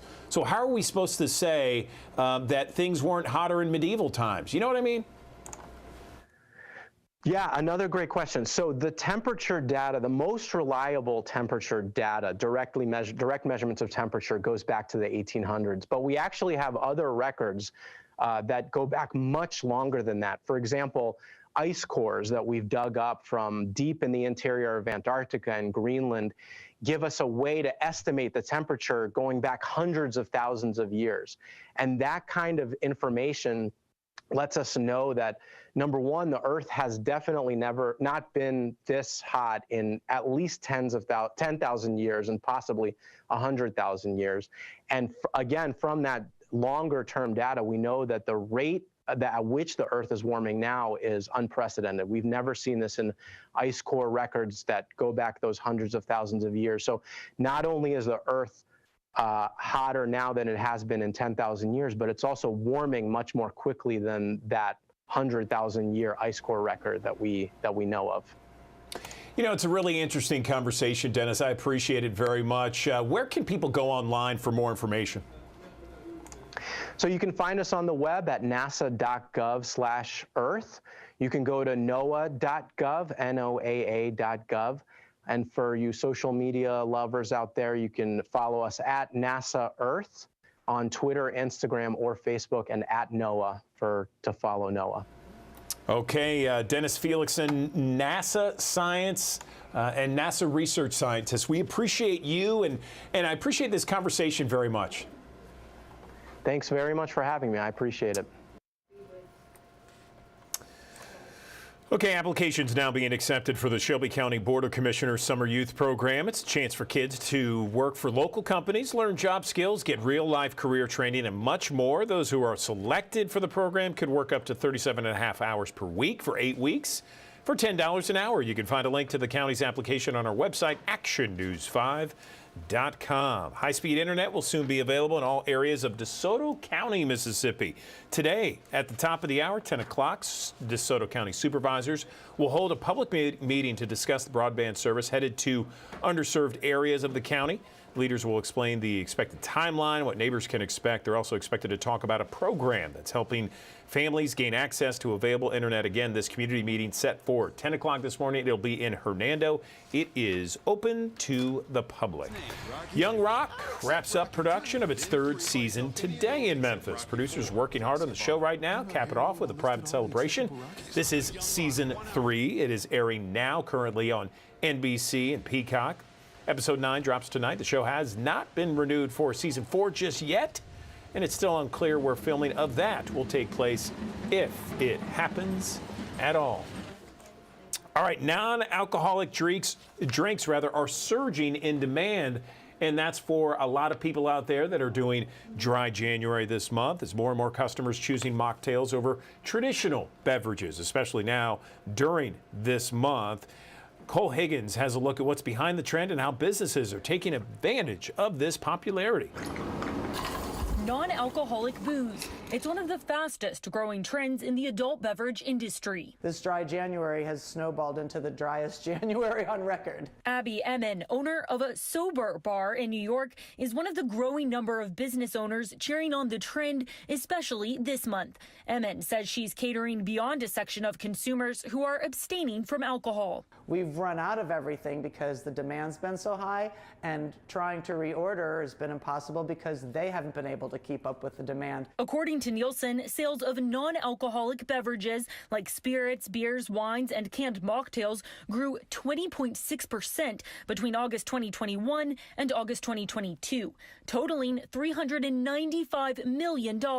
And businesses across the country are taking advantage of the unprecedented demand. Not drinking has become less of something that you have to explain. In Grand Rapids, customers are pouring into Alt City NA bottles and beer. The shop's co-owner says business has exceeded expectations as the Sober Curious movement gains momentum among consumers. They don't want to consume as much and they want to be mindful about their choices. So it's a super inclusive movement. Keeping product on the shelf has been the biggest challenge so far. And beverage companies are paying attention. Recently, Molson Coors launched a new booze-free mocktail called Roxy, catering to the growing segment of consumers experimenting with alcohol substitutes. For Consumer Watch, I'm Cole Higgins.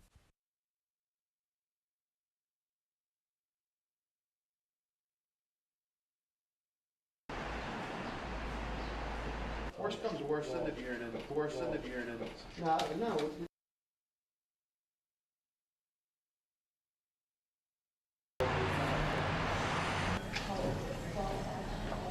Price.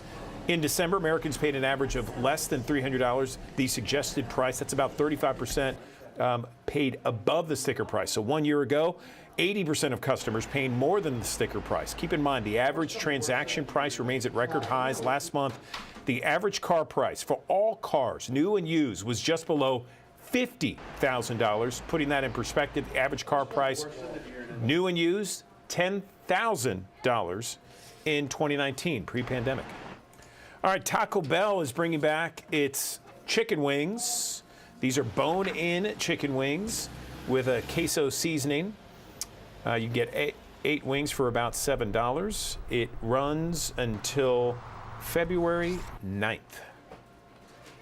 All right, prosecutors in New Mexico say they're going to charge Alec Baldwin with 2 counts of involuntary manslaughter. Josh Campbell reports on the criminal charges the actor faces more than a year after a movie rehearsal turned deadly. Set in the Old West, Russ was filming outside of Santa Fe. Baldwin and crew members were rehearsing a scene inside a church when a prop gun in the actor's hand discharged. We have 2 injuries from a movie gun shot, Killing cinematographer Helena Hutchins and wounding director Joel Souza. This was a really fast and loose set that nobody was doing their job. There were 3 people that if they had done their job that day, this tragedy wouldn't have happened. And that's David Halls, Hannah Gutierrez-Reed, and Alec Baldwin. Assistant Director Dave Halls, who handed Baldwin the gun, has already pleaded guilty to negligent use of a deadly weapon. Hannah Gutierrez-Reed served as the armorer and props assistant. Baldwin has repeatedly claimed that he pulled back the gun's hammer as far as he could without cocking the gun and released the hammer, telling CNN and others, "Well, the trigger wasn't pulled. I didn't pull the trigger." So you never pulled the trigger? No. I would never point a gun at anyone and pull a trigger at them. Never. That was the training that I had. You don't point a gun at me and pull the trigger. District Attorney Mary Carmack Altwies disagrees. Every person that handles a gun has a duty to make sure that if they are going to handle that gun, point it at someone and pull the trigger, that it is not going to fire a projectile and kill someone. An actor doesn't get a free pass just because they're an actor.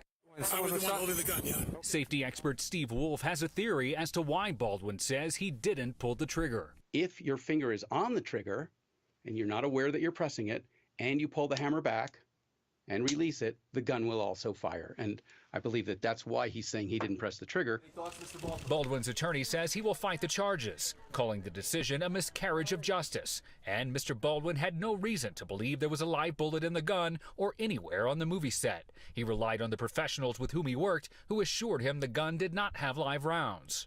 An attorney for Gutierrez-Reed calls the charges wrong and believes the armorer will be found not guilty by a jury, and she did not commit manslaughter. She has been emotional about the tragedy, but has committed no crime. It's not clear to me that there's criminal liability here. Given all the circumstances, I'm not seeing that. I'm really looking forward to what they are going to prove, because this is an aggressive charge, and I'm not sure they have it.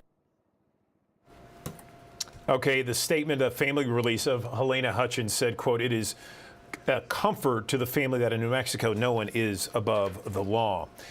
Let's talk about 988. This is the new suicide and crisis lifeline. It is seeing a significant rise in call volume. It was launched 6 months ago, you may recall, and those operators have answered more than 2 million calls, texts, and chats. Not surprising to the nonprofit that operates this service. CEO says what we're seeing is probably not an increase in his need as much as more people just having easier access to the service. Most calls are answered in under a minute. Okay, approval for an experimental treatment for Alzheimer's disease is now on hold. The FDA declined accelerated approval for Donatab. That is requesting more data from drug maker Eli Lilly. According to the Alzheimer's Association, phase 2 trial of the drug showed significant slowing of declining memory, thinking, and daily function in people living with early Alzheimer's compared to a placebo. Eli Lilly plans to file phase 3 clinical trial data later this year. Full FDA approval is set for, or at least undetermined at this point. Your degree for higher education is getting more expensive, of course. That's why it's so important to get all the scholarships you can. It's so valuable as well. The average borrower almost is at $38,000 in student loans. So here are some ways this morning that you can get scholarships to help you and your senior get a degree without bankrupting your future. Take a look. I have a full ride to UCF through Bright Futures. I had a football scholarship. I got my tuition paid for 2 or 3 times over. Recent surveys show $49 billion is awarded in scholarships annually, but an estimated $100 million in scholarship money still goes unawarded each year, mostly due to a lack of applicants. There are tons of scholarships throughout your local community. If you are involved in a church, a mosque, a synagogue, your local fire department, even the post office offers scholarship opportunities for students. Most cities have a local Rotary that awards $7.5 million in scholarships each year. Contact your college's financial aid website. The website has tons of information. Some even have scholarship platforms. Also, start researching online. One website that lists more obscure scholarships and the dates the applications are due is College Life Made Easy. You can find one just about for everyone, like a pet lover scholarship worth $1,000. All you need to do is send in a photo and a caption of your pet. Pelopost Overcoming Adversity Scholarship. That's worth $2,000 and is open to children who have incarcerated parents. And there's up to $25,000 in the Live Moss Scholarship. All you have to do is submit a 2-minute video on what you're passionate about and how you plan to change the world. Most importantly, get into a routine of hunting for scholarships. You need to incorporate searching and applying for scholarships and make it a routine habit. And the reason being, it is competitive. All right, take a look at the latest edition of La Prensa Latina on newsstands right now. It has Lisa Marie Presley, such a sad story. She died last week at the age of 54. A funeral service, memorial service set for Graceland on Sunday morning at 10 o'clock. Let's bring in the editor of La Prensa Latina. We got Vivian Fernandez de Adamson on the line. How are you, Vivian? Happy Friday. Hi, Andrew. How are you? Doing well, doing well. You know, we had something this morning about the Mission of Mercy out there. Such an amazing event today and tomorrow for so many in the Mid-South, isn't it? Yes, it is incredible. And not only that, it's like, like last year, like I said last week, they saw like almost 40% of the patients were Hispanic, and they're expecting that it's going to be probably the same this year, maybe even more. That's why they were looking for so many volunteers, to be interpreters, because, the population, the Hispanic population has grown so much lately. So yeah, it is very successful. It is a wonderful event. It is very nice what they're doing for the community. Right, exactly. And so there's an article on that. I know that you guys are talking about it. Again, free dental care event at Bellevue Baptist Church going on right now, today, and also tomorrow. And some more info on LaPrensaLatina.com, correct? Right. And then also you have to remember that you have to be there before, although it starts at 6 in the morning, it is recommended to be there like at least at 4 in the morning, because by the time you get there, the line is going to be very long. And if you get there like around noon or maybe 2 o'clock, it's going to be too late. Okay. So there's another article in La Prensa Latina about this Puerto Rican star at Opera Memphis. Tell me. Yes, his name is Rafael Davila, and he's been an opera singer for 25 years already, over 25 years already, and he has done like more than 60 roles, and Tosca is one of the main operas that he has been in. Actually, he was in Tosca, at the Met in New York recently, and then he's part of the Met staff as well. The Met's cast, excuse me. So he's going to be here for the first time at GPAC with Opera Memphis, and then he's going to be one of the leading roles. He's going to be Cavaradossi, that's how you say it, I'm sorry. So he's going to, his role is Tosca's lover. So, he says that this is a wonderful opera, that it is, even for people that have never been in an opera, it is very easy to follow. And although it is in Italian, they're going to have subtitles in English. And, for Hispanic people, in Italian, it's going to be very easy to follow because Italian is very similar to Spanish. So he really recommends this, if you have never been to an opera, he says that it's like a soap opera, but in 2.5 hours. And the ending is going to be very surprising. Nobody will expect that ending. Awesome. I love it. Great tease there, Vivian. That sounds like an amazing event and an amazing show. Something that's not so amazing, in fact, downright awful, tragic, is what happened last week. Tell me more that people can read on the pages of La Prensa Latina.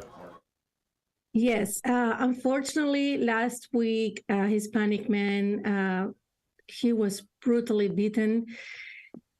I mean, he almost died. Right now, he's in the hospital, Regional 1, actually, and his family is asking for help, financial help, so, they can support, all the children that they have. I mean, he was a mechanic on Covington Pike, and, like I said, he has brain damage, I mean, among other injuries. And he's really fighting for his life. So this is something that really we need the community's help, to assist this family. And it's sad that, a lot of people are being targeted, lately by thieves, and especially Hispanic people. So yes, his name is Lino Lozano, and if you would like to help the Lozano family, you can go to SAIL. The number is 901-501-4019, or you can go to GoFundMe. I don't know if you have the link there, but I'm gonna tell it. I'm gonna tell you right now. Is https://gofundme.me/A4A91BCE. And Also, you can go to Venmo, and the name is Aileen Lozano Bravo. That's the daughter. So, and Aileen, as a matter of fact, she's a well-known local activist here in Memphis. Again, you know, if you can help this family, it'll be greatly appreciated. Yeah, and I'm sure that information is that also in La Prensa Latina, LaPrensaLatina.com, right? Right. Yes. Okay. Once again, this is the latest edition of La Prensa Latina, LaPrensaLatina.com. That's the issue that you can find on newsstands wherever you get La Prensa Latina right now, the largest bilingual newspaper in the Memphis area. Vivian, we always appreciate you coming on and talking about the various issues and anything else before we let you go. Well, actually, yes. Back to the opera that is going to take place at GPAC. This is going to be next weekend, Friday and Saturday at 7:30 p.m. And for our readers, you know, and followers on social media, they're going to have a 25% discount on their tickets. Fantastic. Okay. So, Opera yeah, Memphis. all they have to do is when they go to the Opera Memphis website to buy the ticket for Tosca, they have to include the promo. The promo code is La Prensa. Perfect. Perfect. Vivian Fernandez de Adamson, we always appreciate you giving us the info, giving us the scoop. Thanks so very much. Have a great weekend. You too. Thank you. Bye-bye. Thank you. All right. So there again is the skyline of downtown Memphis there off in the distance. It is beautiful right now. And in the blue skies, the dry conditions, it's a little cool, little crisp outside. It is mid-January. It's supposed to be. But we got some rain in the forecast. Meteorologist Aaron Thomas has more on that. We've got a dry end to the work week, but I've got your first alert to our next chance for rain. That's going to arrive as we're heading into this upcoming weekend. But I've got good news. It is not going to be a total washout. We're going to have temperatures into the mid-50s on Saturday, a little bit cooler with some more clouds and better rain chances as we're heading into our Sunday. Notice those rain chances, too, just a small percent as we're heading into Saturday with a slightly better chance as we're heading into our Sunday. It's all part of an area of low pressure that's going to develop to the south of us. It'll ride along the Gulf Coast, but it is going to bring up some of that moisture here across the Mid-South. Let's time everything out on our first alert futurecast. Notice by 7 o'clock in the morning on Saturday, we're going to start off with a lot of sunshine throughout late morning, early afternoon.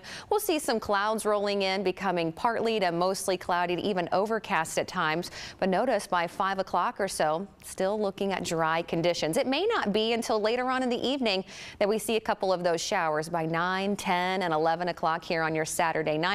They will be on the lighter side. They will continue through the overnight hours, too. Notice by 3 o'clock in the morning, we're seeing much of that draped across West Tennessee and North Mississippi, and much of this falling as we head through the overnight hours while we are sleeping. On Sunday morning at 9 o'clock, we'll see some sun, but many areas will actually see more clouds than anything. And then we've got round 2 that's going to make its way into the Mid-South as we're heading into our Sunday afternoon. This still will be on the lighter side. So if you do see rain this weekend, it'll most likely be as we head into our Sunday afternoon. And I did mention just some light rain showers, about 1/10 of an inch to 1/2 an inch of rainfall here across the Mid-South. But no rainfall for today. We've got high pressure that's dominating our weather. That's also bringing in some winds out of the north and northeast. So a little bit cooler as we're heading throughout the day today. We're going to see a sun cloud mix, a couple of clouds as we look at the satellite early this morning, and that trend will continue throughout the day today. And I did mention it is going to be a little bit cooler than yesterday thanks to those northerly winds. Highs in the upper 40s and the low 50s as we head throughout this afternoon. And then tonight, we've got another chilly night in store for us. We'll see those overnight lows into the upper 20s and the low and mid 30s. Again, very seasonable and right where we should be for this time of year. So we're going to be dry today, mainly dry as we're heading into our Sunday, with rain coming through, especially on Sunday afternoon and Sunday evening. A brief break as we're heading into our Monday. Then notice we've got round 2 that's going to make its way into the Mid-South as we are heading into Tuesday of next week. This rainfall, I think, is going to be a little bit more widespread. We might even see a couple rumbles with it. Let's take a look. At 9 o'clock in the morning on Tuesday, starting off on a dry note, we'll have some clouds across the area with some of those isolated to even scattered showers rolling in by Tuesday afternoon. 2, 3 o'clock. Notice the yellows here indicating some of those heftier pockets of rain. We'll see these showers continue as we're heading into the evening as that cold front advances towards the east. And as mentioned, this cold front will be a little bit stronger in that we'll see some cooler air filter in much more quickly behind it. So as we head into Tuesday night into Wednesday morning, I wouldn't be surprised if some areas, especially those north of I-40, maybe even see a couple snowflakes late Tuesday evening into our early Wednesday. Following that system, we are going to see some cooler air. Notice how temperatures drop to the mid-40s for highs on Wednesday and Thursday of next week. Okay, New Year's resolutions. We've been talking about it a lot over the course of the last few days, even before 2023. You know, which ones are the best ones to have? Which ones can you keep? How is it that most Americans give up after the first month? I mean, that's pretty sad when you think about it. You got to chuckle about it. But when we also talk about the new year, we talk about a new you and perhaps a new career path, of course. Career, workplace, that's something on top of mind of many people. Let's talk about the latest data when it comes to the current job markets and tips for launching a successful job search. Let's bring in our friend we've talked to several times in the past, Angela Copeland, who is now the founder of Copeland Coaching. Angela, Happy New Year to you. How you doing? Happy New Year. Thanks for having me. Appreciate you being here. So is it now perhaps the best time, or at least a good time, to make a career move? What do you say? Now is an excellent time. A lot of companies, over the holidays put hiring on hold. And if you were thinking of looking for a job, this is the time that they are starting to open back up to hiring. And it's a perfect time to start looking. There are so many resources available. It's a perfect New Year's resolution. It's a great time to start. You know, last year, Angela, when we talked, you mentioned that it was very much an employee market. I think everybody agreed to the indicators that it was an employees market. Is it still that way? Has it changed at all? What do you see? It's a great question. I think it's a little more nuanced than the last time we spoke, because we have seen in the news there have been tons of layoffs over the last, few months. But I would keep in mind that those layoffs are in very particular industries, like they're in tech, for example. So there are many industries like travel, financial services, government that are actually still doing really well. And our unemployment rate overall for the U.S. in November was still 3.7%, which is a very healthy unemployment rate. So there are many companies that are still hiring.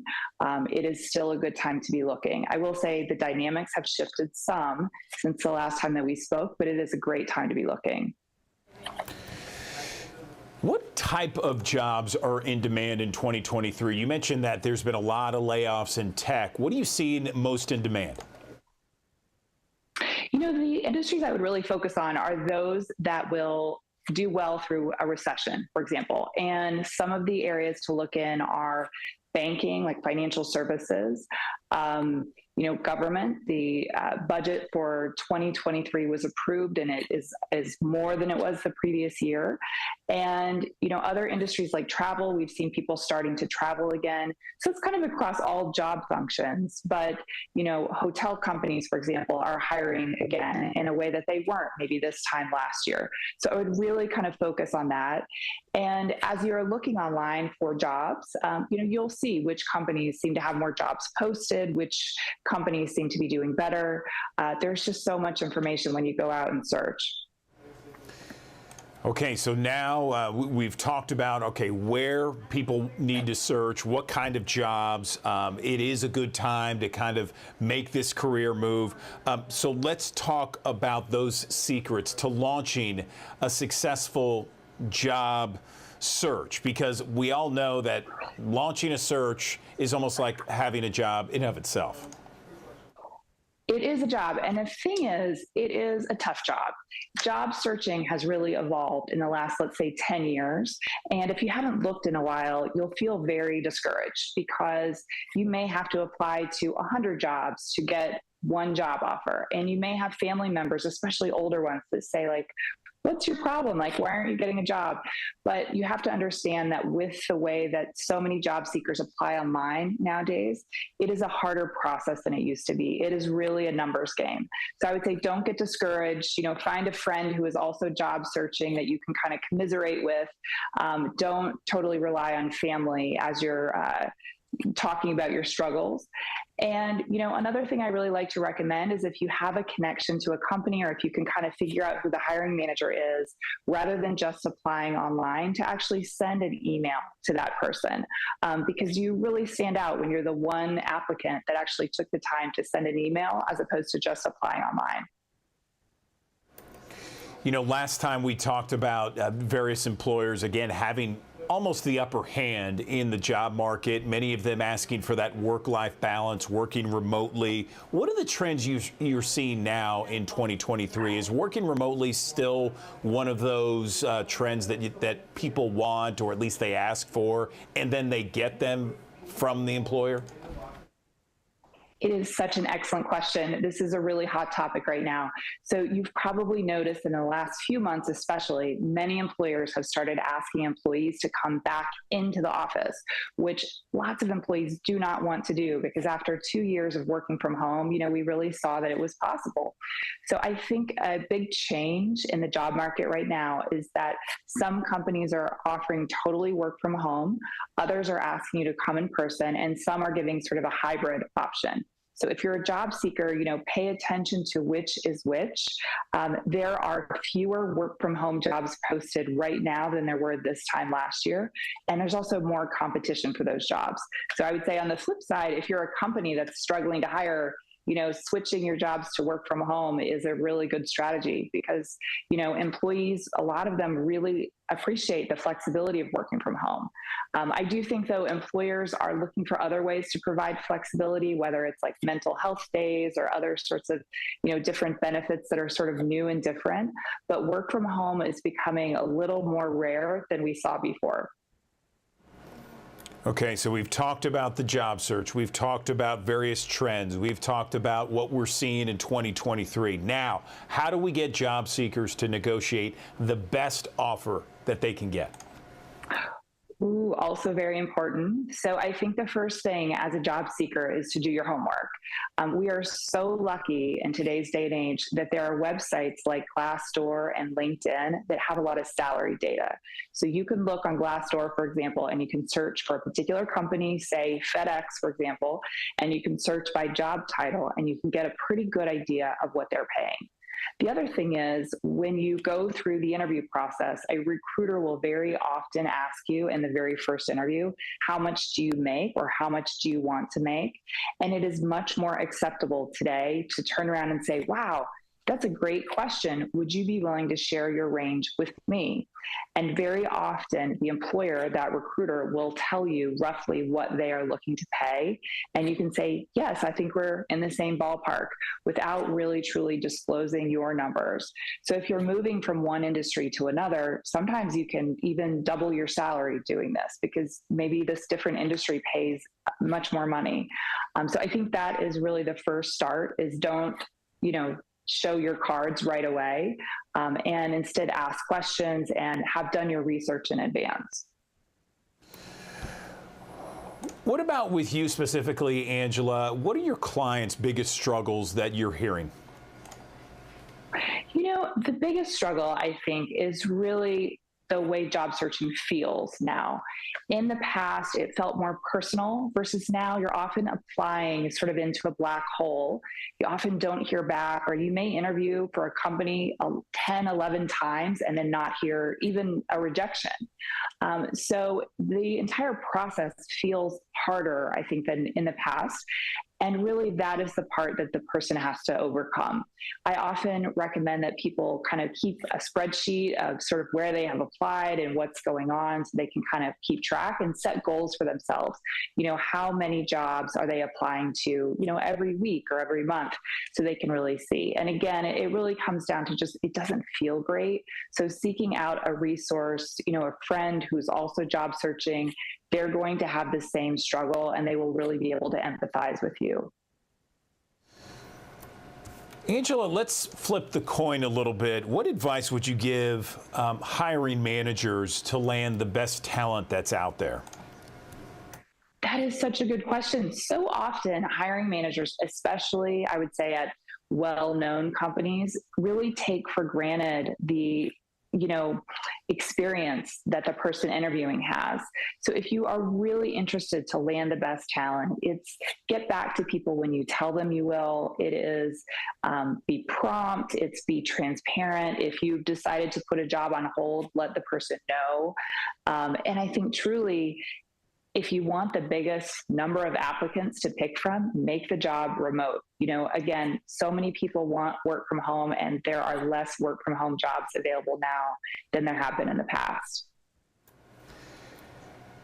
Angela, this has been so informative to so many of our viewers out there. Any lasting comments before we let you go? No, I would just say, really get started now. This is the perfect time. Employers really are hiring. Don't buy into the hype that everyone is being laid off, because they're not. Get going and expect it to take, 2 or 3 months and just kind of prepare yourself for that. All right. She is the founder of Copeland Coaching. She knows the insight, the market trends, and has great advice if you're looking for a new career and a new job search. Angela Copeland, we always appreciate the insight. Thanks very much. Thank you. Good morning, everyone. Andrew Douglas in the Action News 5 digital desk. Let's talk about health care changes for older Americans. They're going to be seeing some changes in 2023. Brand name drug prices, they've grown faster than general inflation now for more than a decade, meaning a growing number of patients have had to go without necessary medications. That's why AARP has been working hard to convince lawmakers to allow Medicare to negotiate prices with pharmaceutical companies, levy tax penalties on drug makers that raise prices more than inflation, and then cap Medicare Part D out-of-pocket costs. Let's talk about some of those changes for Medicare recipients right now with Lee Purvis, AARP's Senior Director of Healthcare Costs. Lee, good morning. Appreciate you being here. So let's talk about the changes that Medicare participants will be seeing this year.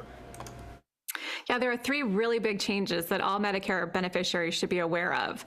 Starting in January, recommended vaccines are now free for all Medicare beneficiaries. Also, Medicare beneficiaries who are in prescription drug plans will now have $35 cost sharing for their insulin. And another really big important change that you already mentioned is that drug companies will now be penalized if they increase their prices faster than inflation, which will hopefully discourage them from taking those big price increases that we've been seeing lately. Okay, and how does this compare to 2022? I mean, you mentioned what we can expect in 2023. How does that compare with what we saw last year? So last year, frankly, none of those protections were in place. People sometimes for vaccines were paying upwards of $100 as a cost sharing for their vaccines. And we also saw people who were taking insulin that were paying on average around $50 per month for their insulin, sometimes as much as $100 per month. So that change is a really important one because it's going to result in a lot of savings. And when it comes to those price increases, AARP has been reporting on prescription drug prices for a very long time. And the reality is nothing was in the system to stop drug companies from taking those big price increases, and now something is there because of this new law. All right, let's talk about vaccines for Medicare beneficiaries this year. What's the change and what can they expect? So previously, vaccines could be covered under your Medicare prescription drug plan. And depending on your plan and where you were in the benefits, sometimes you could have cost sharing of hundreds of dollars. And now that's going to stop. All recommended vaccines will now be available for free for Medicare beneficiaries. So that's going to hopefully reduce some obstacles that people may have had to getting the vaccines that they need.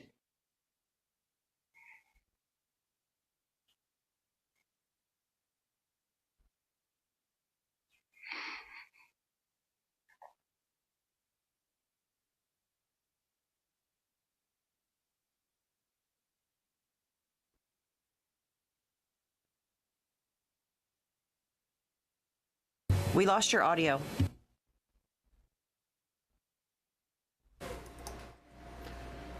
Lee, can you hear me? I'm sorry. I can. Thank you. You're back. Okay. Yeah. So apologize for that. I was wondering if you could kind of give us some insight into people here in the Mid-South. Of course, we're in Tennessee, but we also cover Mississippi and Arkansas. Those people on Medicare that use insulin, how is that going to change in 2023? So specific to Tennessee, there are about 83,000 people who are currently using insulin. So that is going to be a really big change for them because their cost sharing is now going to be hopefully greatly reduced down to $35 or potentially even less. And we know that there have been a lot of people who use insulin who have been facing really high out-of-pocket costs. So hopefully this change is going to take away kind of the struggles that people have been facing in terms of affording the medications that they need.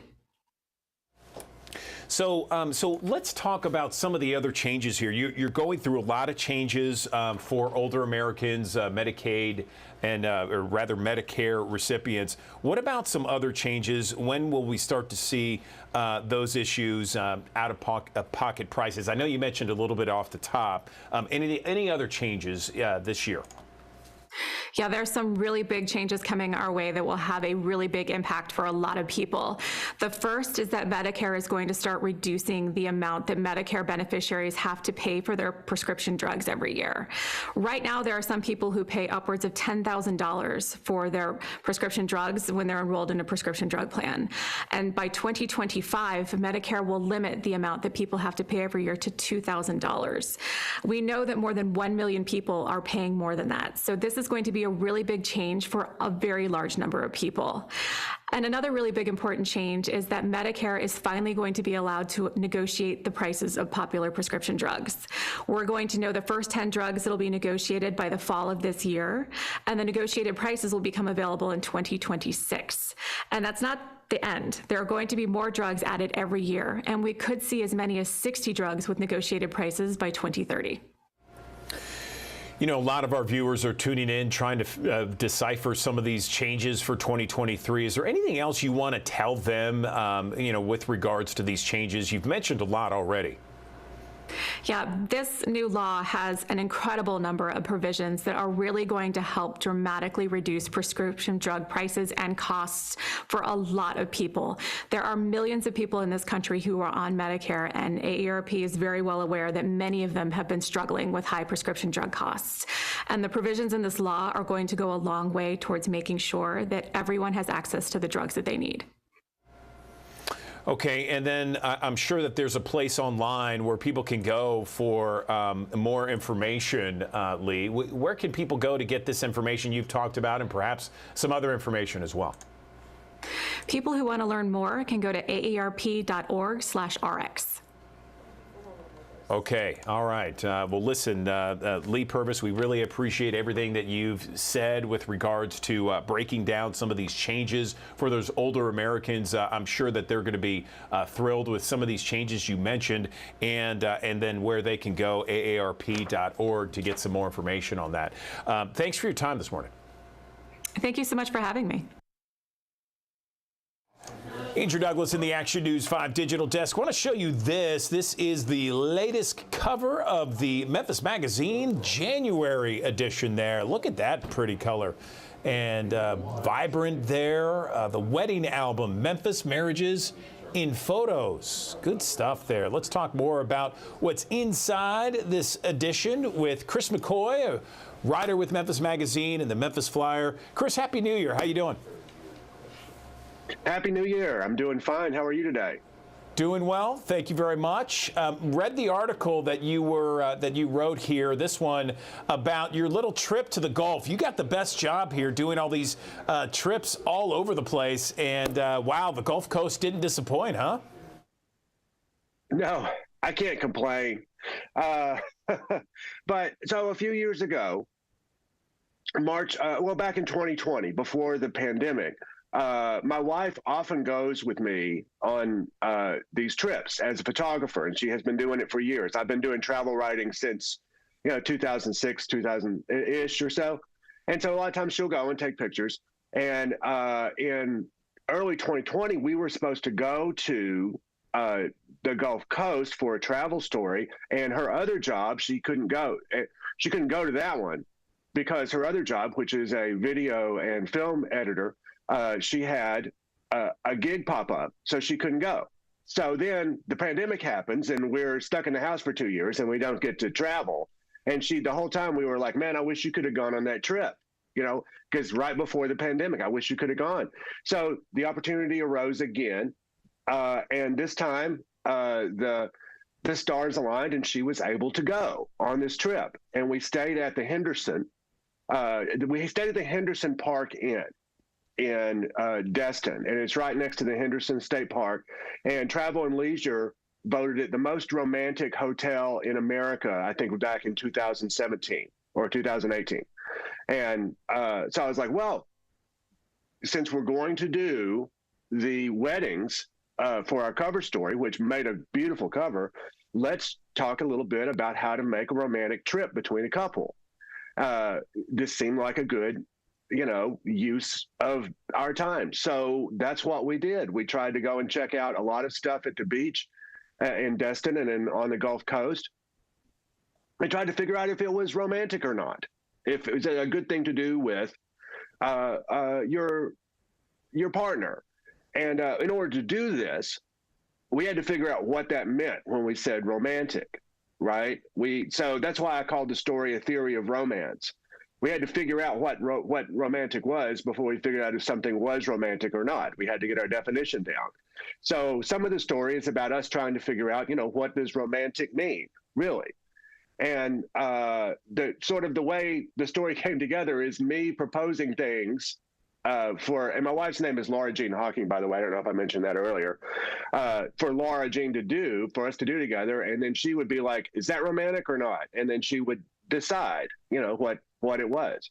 But I'll tell you, staying at the Henderson at the Park Inn, there's the Henderson Park Inn, which is a small B&B on the beach. And then there is the Henderson Resort, which is a 110-room high rise that's on the same property, but it's set back from the beach. And it also has like a 10,000 square foot spa and stuff, 2 pools, 3 restaurants. It's the full resort experience. So you get to use some of that if you stay in the Henderson. So, we did a couple spa thing there, which we've decided was extremely romantic. When we arrived at the Henderson, they had love spelled out in rose petals on the bed, which we also decided was extremely romantic, and for obvious reasons. But it turned into a really great trip. And the definition of romance that we ended up with, the theory of romance that we ended up with, was it needs to be an activity that allows you to be present with your partner. It allows you to shut out the world and just be there with the person that you love and concentrate on. That's why, for example, miniature golf turned out to be really romantic because we were able to just concentrate on each other and have a good time. So anyways, I think the story ended up being really fun. And, I'm really happy that we did it. And I hope that it helps some folks, go and have a romantic trip and improve their relationships. I love your explanation about it, Chris. That was spot on, and we don't want to give too much of it away because we want people to pick up the magazine and look through it. And in addition to your writing, Chris, some great pictures that I guess your wife took, Laura took along the way that really kind of makes everything come to life in that article. So nice, and I really enjoyed it. What about the local wedding photographs here? Because we see the cover right here, which is a beautiful cover. Lots of colors, and then the article about various local weddings. Tell me more about this. Well, we went around to all the wedding photographers that we could find and we could think of who might have some good stuff, and we started from there. We were like, show us some of your best pics, your best images that you think would be good for the magazine, that would be publishable. And then, we worked outwards from there. And it turns out there's a lot of good photographers in this city, which is something that really working for Memphis Magazine has shown me. But, you know, a lot of them, that's what they do, you know, to make ends meet. They go and photograph weddings. So you can have some really great talent, you know, shooting you on the most important day of your life, you know, and it helps out a lot of photographers who are artists in their other lives. But, you know, they do fantastic work. And I think they just did a great job sourcing all these photographs and finding, you know, the right ones. But I do believe the one thing that story shows is that if you're going to get married in Memphis and you need a photographer, you're in good hands, because we got some good folks here. Absolutely, totally agree here. And again, this is all on the cover of the first issue of the year for Memphis Magazine. There you can see the wedding album, Memphis Marriages in photos there. Again, the January edition of Memphis Magazine. Before we let you go, Chris, anything else you want to mention? Hey, thank you for having me, and Happy New Year. We got some good stuff for the magazine coming up in the new year. I mentioned photography, and our February issue focuses on photographers. So, you know, once you've devoured the January issue, that's what you have to look forward to. Well, I look forward to it. I can't wait to get it in the mail, my January edition. Look forward to each and every time it comes in the mail. Chris McCoy, we appreciate you spending time with us each and every time you do. Thanks for all the hard work. Much success to you in 2023. Appreciate it. Thank you. Same to you.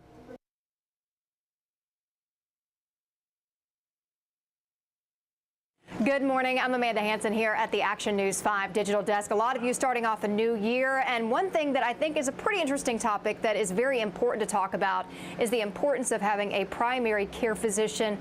So I want to bring in now nurse practitioner Tondra Armour with Methodist Medical Group. Tondra, good morning. How you doing? Good morning. How are you? I'm doing well. I'm glad to have you on this morning to talk to you a little bit more about this. I will tell you, I am one of those people that's guilty that over several years, it seemed like when I needed to go to the doctor, I would just go to an urgent care. I would see just one doctor. Next time I'd go, I see a different doctor. And it wasn't until I moved back here to Memphis that I finally established a primary care physician. Can we talk about why it's so important to be able to have that doctor in your corner? Yes, so having a primary care physician is important because we provide basic health care from mind to body, and we also help to make sure that we take care of we like to offer preventative services. We do quite a few things to care for our patients, but basically it's that general health and making sure we're staying on top of the things that's necessary and trying to capture anything before it even happens or catch it early. And how important is it to have that doctor that you're seeing consistently? Because, I mean, obviously, they know more about your history. They know what you've been through. Talk about maybe being able to establish that primary care physician and just why it's so important to have a primary care physician working with your health. Yes. So yes, we recommend that you see a primary care physician at least once a year to get your physical or your annual exam. During that exam, that's when we check for any type of, we do lab work to make sure we're catching any type of illnesses or to make sure everything is working the way it's supposed to be working. General things like checking your kidney function, liver function. We may do STD checks if you're looking for that and wanting to know your status on that. We can offer x-rays and EKGs in certain places so that we're looking at your heart and your lungs. We do your screening at that particular time. So are you up to date with your mammogram? Are you up to date with your pap smear? Are you up to date with your prostate levels? We can screen for diabetes. So it's very important to know your status and to know your baseline and go from there. And then if you do have chronic diseases such as hypertension or diabetes or high cholesterol, it's very important that you're meeting with your primary care physician or provider, because we also follow that too. We want to make sure that you're taking your medications the way they need to be, make sure the medications are working like they need to be. And if you need to go to a specialist, we can even navigate that and make sure we direct you to the right specialist. And we also interact with the specialist to make sure we know what's going on with the specialist and the specialist knows what's going on with us as well. So important. And like you said, that preventative care, if you don't know there's something going on, then how do you treat that before it gets worse? So obviously so important to be able to get ahead of something before it turns into something even worse, where you're dealing with something even more serious. Can you maybe give some advice for someone that's maybe watching today? They're saying, you know, I don't have a primary care physician. I've just kind of hopped around from urgent cares. Is there any advice that you would give when it comes to maybe trying to find the right one for you? Yes, so oftentimes we get a lot of our patients by referrals as family members that say, hey, I love my doctor, I love who I go to, and they often tell their friends and family about the provider that they're seeing. You can also check with your insurance company to see what providers are in your network and see who may be close to you or in your area. You can also just call and see who's in that area. Methodist has a website, and you can go on our website and look at all the primary care providers. We have about 60 locations in the Mid-South. And so you can go on the Methodist website and you can look at all the different providers that we have and all the different locations, and you can see what's the best fit for you. But I definitely recommend that you ask your family and friends, who do they have as a provider? Do they trust their provider? Are they able to get appointments with their providers? How does the provider provide excellent care for them? So it's definitely important to have someone who has been to that provider, that knows they're a great provider. But like I said, if you haven't been to a primary care doctor and you're looking for one, go on the website for Methodist and you can check and see where the providers are. You can call your insurance companies and ask about providers that are in your network, because that's important as well. Absolutely. And you were saying asking family members and friends. That's actually how I ended up at my primary care physician. My dad started seeing this doctor, then my mom, and now me. So, and of course, we've been happy with that. So it's good to be able to talk to your friends and family, because they can let you know what they've experienced going to that doctor. You know, this is a new year, though. We're into 2023. A lot of people making those resolutions, many of those focusing on health, the new year, the new you, and health is usually one of those main focuses for a lot of people. So when is the right time for someone to schedule an appointment with a primary care physician? Is it right now at the beginning of the year? Yes, get in there and see your primary care doctor. If you haven't seen a doctor at all, haven't had a physical or annual exam, I definitely recommend that you get started with your physical annual exam to get established with that doctor, so you know your baseline for the year. You know what you're dealing with, and you know what your goal is, or what your goal is, so you know what you need to work towards. So it's very important to get in as soon as possible. If you've already have a doctor that's established and you've already had annual exam, we recommend you do that once a year, about the same time every year, depending on your insurance. So definitely, if you can get in there ASAP, get in there as soon as you can to get your physical and get your annual exam, so you know your baseline. All right, Tondra, we talked about a lot of things. Anything you think we missed on that you want to make sure we get out there to the people? Well, once again, I want to tell people that your primary care doctor offers a lot of different things. We want to make sure that you're up to date on your vaccinations. So this starts in childhood. It doesn't just start in adulthood. So you can get a pediatrician that's considered a primary care doctor for children, and they look at your vaccinations to make sure you're up to date on that.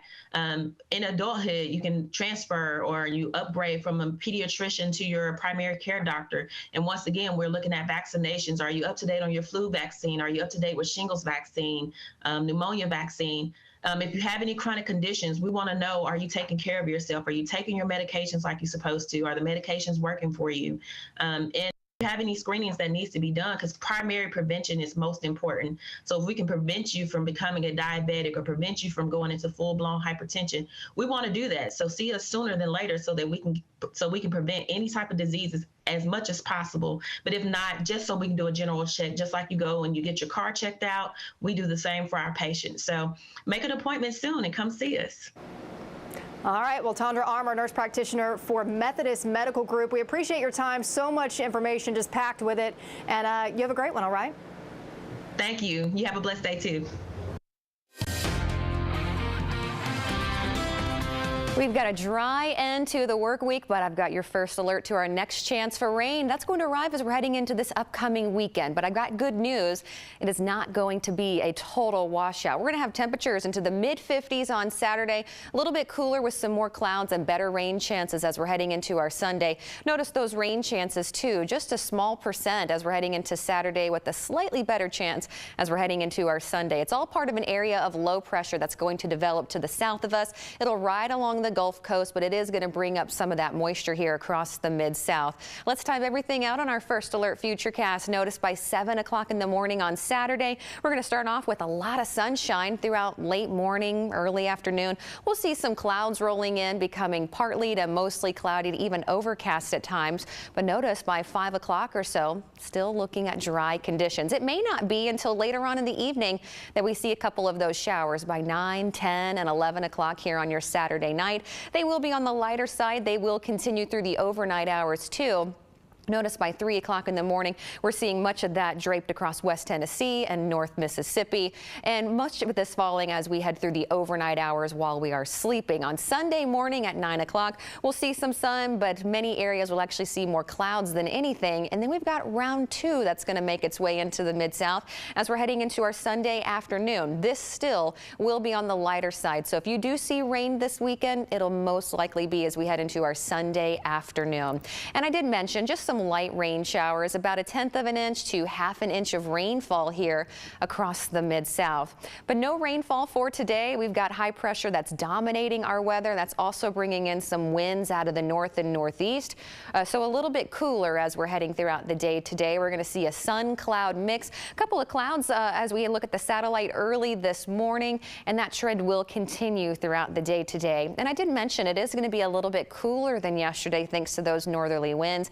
Highs in the upper 40s and the low 50s as we head throughout this afternoon. And then tonight, we've got another chilly night in store for us. We'll see those overnight lows into the upper 20s and the low and mid 30s. Again, very seasonable and right where we should be for this time of year. So we're going to be dry today, mainly dry as we're heading into our Sunday with rain coming through, especially on Sunday afternoon and Sunday evening. A brief break as we're heading into our Monday. Then notice we've got round 2 that's going to make its way into the Mid-South as we are heading into Tuesday of next week.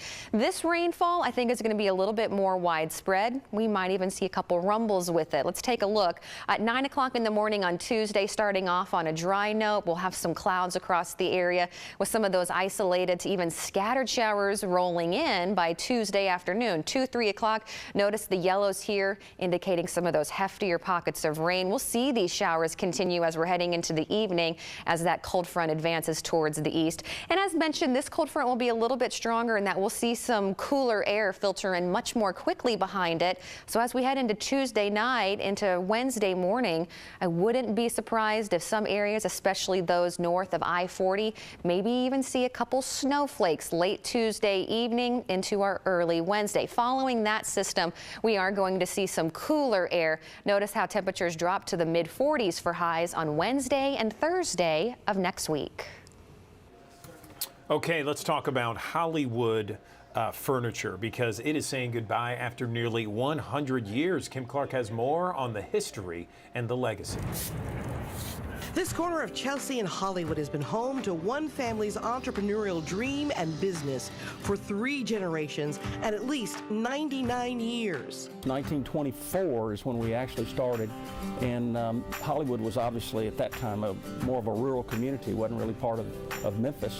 Bart Gary's grandparents, Roy and Irene Sanford, started the business. And they started basically as a hardware store. But due to the remoteness of the area back then, this community needed more than just a hardware store. They needed to be able to sell appliances, stoves, refrigerators, and then, mattresses, and so it just kind of grew for the need. Then the second generation of the family came along, and years later, the Sanford's daughter, Marilyn, and her husband, Burl Gary, joined the business. Yeah, it was really busy. Of course, back in the day, there were so many factories out here, and there was so much going on. With both parents working the store, Leslie Gary and her siblings practically grew up there. I grew up following both my grandfathers around, at the farm, and loved to know how to fix stuff and loved to be helping in the middle of all that. And so I love the hardware part. Had a tricycle out here, riding up and down the aisles. My kids are all grown now, obviously, and did the same thing. And just like the growing family, the business grew as well. The old Hollywood Theater was next door. When it was torn down, we purchased that property. There used to be a drugstore on the corner. We purchased that property. There used to be a cleaners around the corner. We purchased that property. So we've been able to expand right here. Bart began working at the store about 40 years ago, bringing with him an idea that would give the business its unique identity. And I saw that there was a need for this French and Victorian style furniture. Even though we still carried everything else, we really got to where we were heavy into that, and we became a destination point for that, and still are to this day. Leslie started in 1986, thinking she'd stay only a year until she got her business degree. You know, God always paves the way, and God puts you where you need to be, and through the years, it's been such a blessing. You know, so many wonderful people, and yeah, it's just really been wonderful. Wonderful people like Jacqueline Loverson, a customer at Hollywood Furniture for roughly 30 years, starting when she bought her first living room set and beds for her children. I mean, they just like family. I mean, they will help you, you know. And Jonathan Washington, who said he's been coming to the store a couple of times a week for about 10 years now.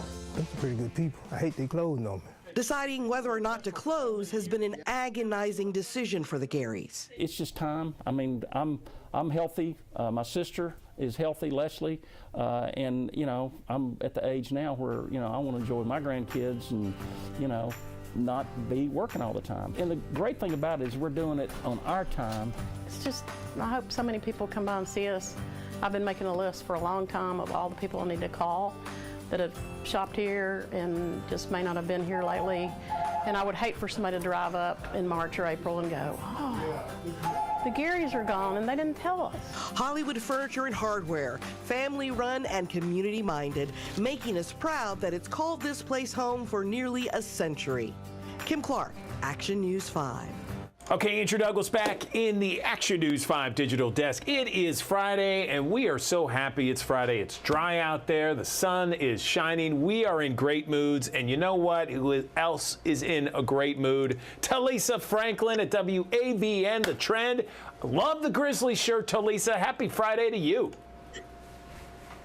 Happy Friday to you as well, kid. It's all about the Grizzlies. I'm just in a great mood about Memphis. You know, Memphis is so amazing. And I'm just excited about what we're doing on this weekend. Yes. Yeah, I'm just super excited. But listen, on tomorrow, which is Saturday, last call, want to invite people out. I will be at the Pleasant Green Church for Faith in Finance. We're talking about Road to the Polls. I see it. I'm all over the place, right, y'all? Listen, on this Tuesday, it is a special election for our beloved State Representative Barbara Cooper. She's crossed over, and now there's somebody who's ready to take that torch. We have a lot of amazing people that is wanting to be in her seat. And so what I said, Talisa, what can you do to help ensure people get to the polls? Because y'all know I love senior citizens. Well, I have a van and I have a driver, and we're going to all the different senior residents' place and people that's in that community that want from the Militant all the way down toward the Riverside Church. Listen, we have vans that's going to be running the whole day of Tuesday because we want to make sure that we're helping our most valuable population, which is our seniors, continue to get out and vote. So you can get out of your car, get out of your house, jump in the van. The van will take you free of charge and bring you right back. So listen, if you know that you live in Militant, North Haven, Fraser, Uptown, Downtown, South Memphis, Westwood, listen, and you are a senior and you need to get to vote. Listen, all you have to do is call my number, 901-213-6438, and my team will be more than happy to take you to vote and bring you right back to your resident. So we want to make sure your vote counts because we're grateful for every senior that has taught people like myself to vote. And so we want to make sure we're giving back and taking seniors to the polls on our van. So that's what we're doing on that. And then on tomorrow, y'all, Faith in Finance. I am excited again. Thank you, Pastor Phillips, Lady Raven Phillips, for allowing me to come to your ministry on tomorrow for the next 2 Saturdays to do a free workshop, y'all, to jumpstart your finances and your faith where they come together victorious. Listen, you can go ahead and log on Pleasant Green Church Memphis, register. Listen, for everybody that's registered, I have a new financial planner coming out, and everybody gets a copy, and I'll walk you through it so that we can help you get a hold of your finances so that you know that you are victorious even in your finances. So, Andrew, it's a great weekend, right? It's Grizzlies, Faith and Finance, and we're going to the polls to keep the beloved Barbara Cooper seat, that area that she loves so much, making sure we have the right person in that place. Yes, Talisa, and always doing your part to really kind of help the community, help Memphis, and not only with the polls, but with finances, because that's such a big New Year's resolution each and every year. Absolutely. You know, Andrew, I'm excited to really help walk people through. You know, I was guilty of this years ago. I really didn't know my true finances. Why? Because I was just making money, spending money, but I want to teach them how to literally write down through the financial planner. God has told me you got to track stuff to really know where you are, so you'll know whether you can scale. You'll be surprised at how much money people throw out the window. You know why? Because they have these automatic subscriptions. You ain't used them in a year, but you have never taken the time to cancel them. And so that's just like money going out the window. Then you have people that say they have they want to give to their ministries or give to nonprofits, but they never see they have any money because they're throwing money out the window. And then we have people that's in our homes that you make so much money, but you're living outside of the means of where your money is really coming. So we want to show them on paper how you help you get your faith, because we can cry, oh God, I love Jesus and I love him and I have faith. But baby, you got to understand, you got to have faith in your finances to know when and when not to spend. Many people call me frugal, but I have learned through past mistakes, I've learned through just saying yes, yes, yes, yes, yes, that my finances was all over the place. And then that ultimately caused deficits in your life. And you never be able to save what you need to get what you need. And you're talking about even down to interest rate. You know, many people have higher interest rate because their credit is messed up. Why your credit is messed up? Because you're paying too much stuff, because you want to live outside of your means just to impress people. Baby, get over impressing people. That little 30-second reel on social media, it ain't real. The real thing is getting your finances in order so that you can withstand whatever is coming our way. Absolutely, Talisa Franklin. Couldn't have said it any better than you just did. And again, you have to register in order to be a part of this event, not only tomorrow, January 21st, but also January 28th, 10 o'clock. And there you go. You register there at pleasantgreenchurchmemphis.org. Anything else before we let you go, Talisa? Hey, it's the weekend and we're doing great things on the trend. Listen, want to shout out, Andrew, we had an opportunity to broadcast live from the National Civil Rights Museum on MLK Day. It was amazing. So each and every person that came by our space, each and every person that saw us outside, thank you all. And more love to the National Civil Rights Museum. When I tell you, Andrew, it was truly, my life is no longer a dream. It is truly a reality, right? That God is putting us in positions and in places that we never could have imagined. And listen, to you that's listening out there, if you have a dream, know that the same God that blessed me to see the reality is the same God that bless you. So, hey, it was a great week for me. Yes, absolutely. Amen, Talisa Franklin. We appreciate you always. Thanks very much. Have a great weekend. All right, thank you.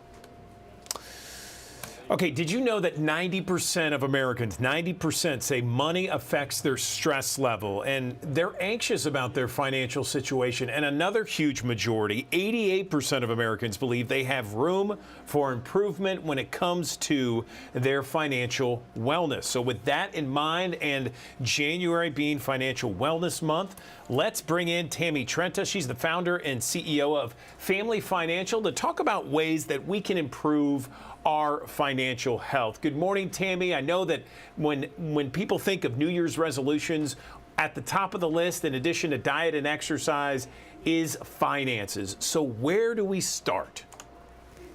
That's a great question. I like to equate financial wellness in the beginning of the year, much like an annual wellness visit at the doctor. And the first thing that you want to do is get organized, gather all of your statements, homeowners, property tax, investments, bank accounts, Social Security. You want to get your estate planning in order, and just look at those things because laws change, the economy has changed, premiums have changed, we've had inflation. So kind of gathering the information is a really important first step. So we do our annual wellness checkups once a year in the beginning of the year because most investors want to know how they did. And so then that leads us to the next step, which would be knowing your rate of return. Now, this might not be a great year to look at how you did, but you can't really put your head in the sand. It wasn't a great year in the stock market, and you need to make sure that you're still on track for meeting your goals. So you want to look at how your performance was. What was your rate of return this year? Surprising how many people don't know that.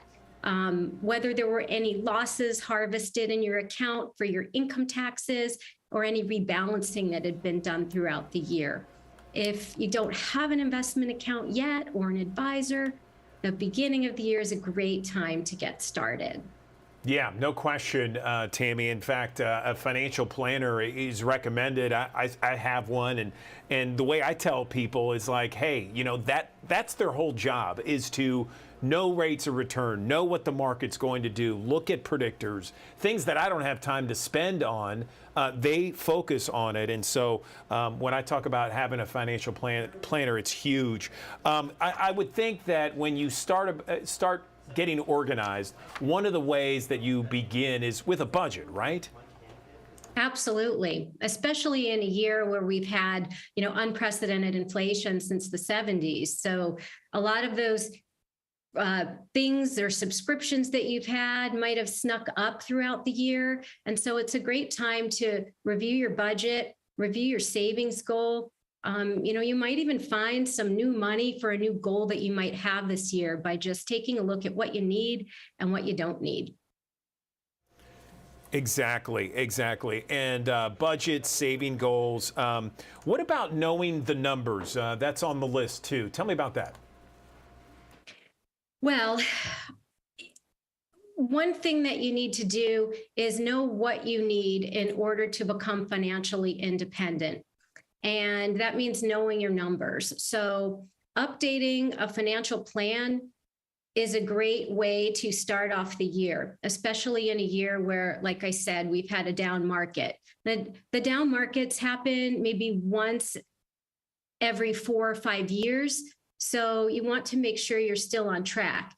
If you're not on track, then right now is the best time to change what you're doing because wealth accumulation tends to accelerate or decelerate pretty quickly the longer that time goes on. So, I think there's a statistic every 5 years that you delay your savings, you actually have to double the savings to meet the same savings target. One of the things that I'm concerned about, just looking at things, is I'm concerned about inflation and inflation being at such a high rate. It was, the highest in 40 years last year. There's nothing that suggests that it's going down considerably anytime soon. How do you combat against that as a financial planner? What do you tell your clients? Well, when we go through the financial plans, we account for inflation. So that's something that you want to make sure when you do your projections that you have an increased spending level every year. So if you're spending $80,000 a year, you need to be able to spend more to just have the same expenses. So that's how we handle inflation. But I also think that planning is not really a set it and forget it kind of thing. Not only are there changes in the economy like inflation, the stock market performance, the real estate market, interest rates, but you also have things in your personal life that change. Maybe you're getting married, maybe you're having a child. And one thing we know is that everybody's life changes all the time. And so it's really important to have a list of things that you do to follow up and things that you'd like to accomplish throughout the year. Tammy, this has been a great list. Is there, is there anything else we haven't touched on you feel is important? Because, this is January is one of those months where everyone's trying to get their financial goals in shape and set for the rest of the year. Yes, the last thing that I'll say is you need to look at it every year. So it's not a one-time financial plan that sits on your coffee table collecting dust. There are a lot of financial advisors out there. You want to work with a certified financial planner and someone who practices as a certified financial planner. So looking at the plan every year is really, really important, and I can't emphasize that enough. Okay, Tammy Trent, founder and CEO of Family Financial. We appreciate all those financial tips. They are so helpful to so many people out there. Thanks very much. Have a great weekend. Thank you. You too. We get a chance. We always love talking to the best food reporter in Memphis and the Mid-South. We've got Jennifer Chandler on the line with us at the digital desk. Jennifer, good morning. We are talking about king cakes, some of the favorites out there. How are you? I'm doing very good, and I have to just say, king cakes, in my opinion, are perfect for breakfast, lunch, dinner, afternoon snack, late night snack, you name it. You can enjoy them all you want for the next few weeks. Oh yeah, round the clock, baby. Here we go. So if you're not familiar with king cakes, it's a Mardi Gras tradition that kicks off during Epiphany, which was January 6th. And from that point on until Fat Tuesday, which is the day before Ash Wednesday, you can enjoy a king cake.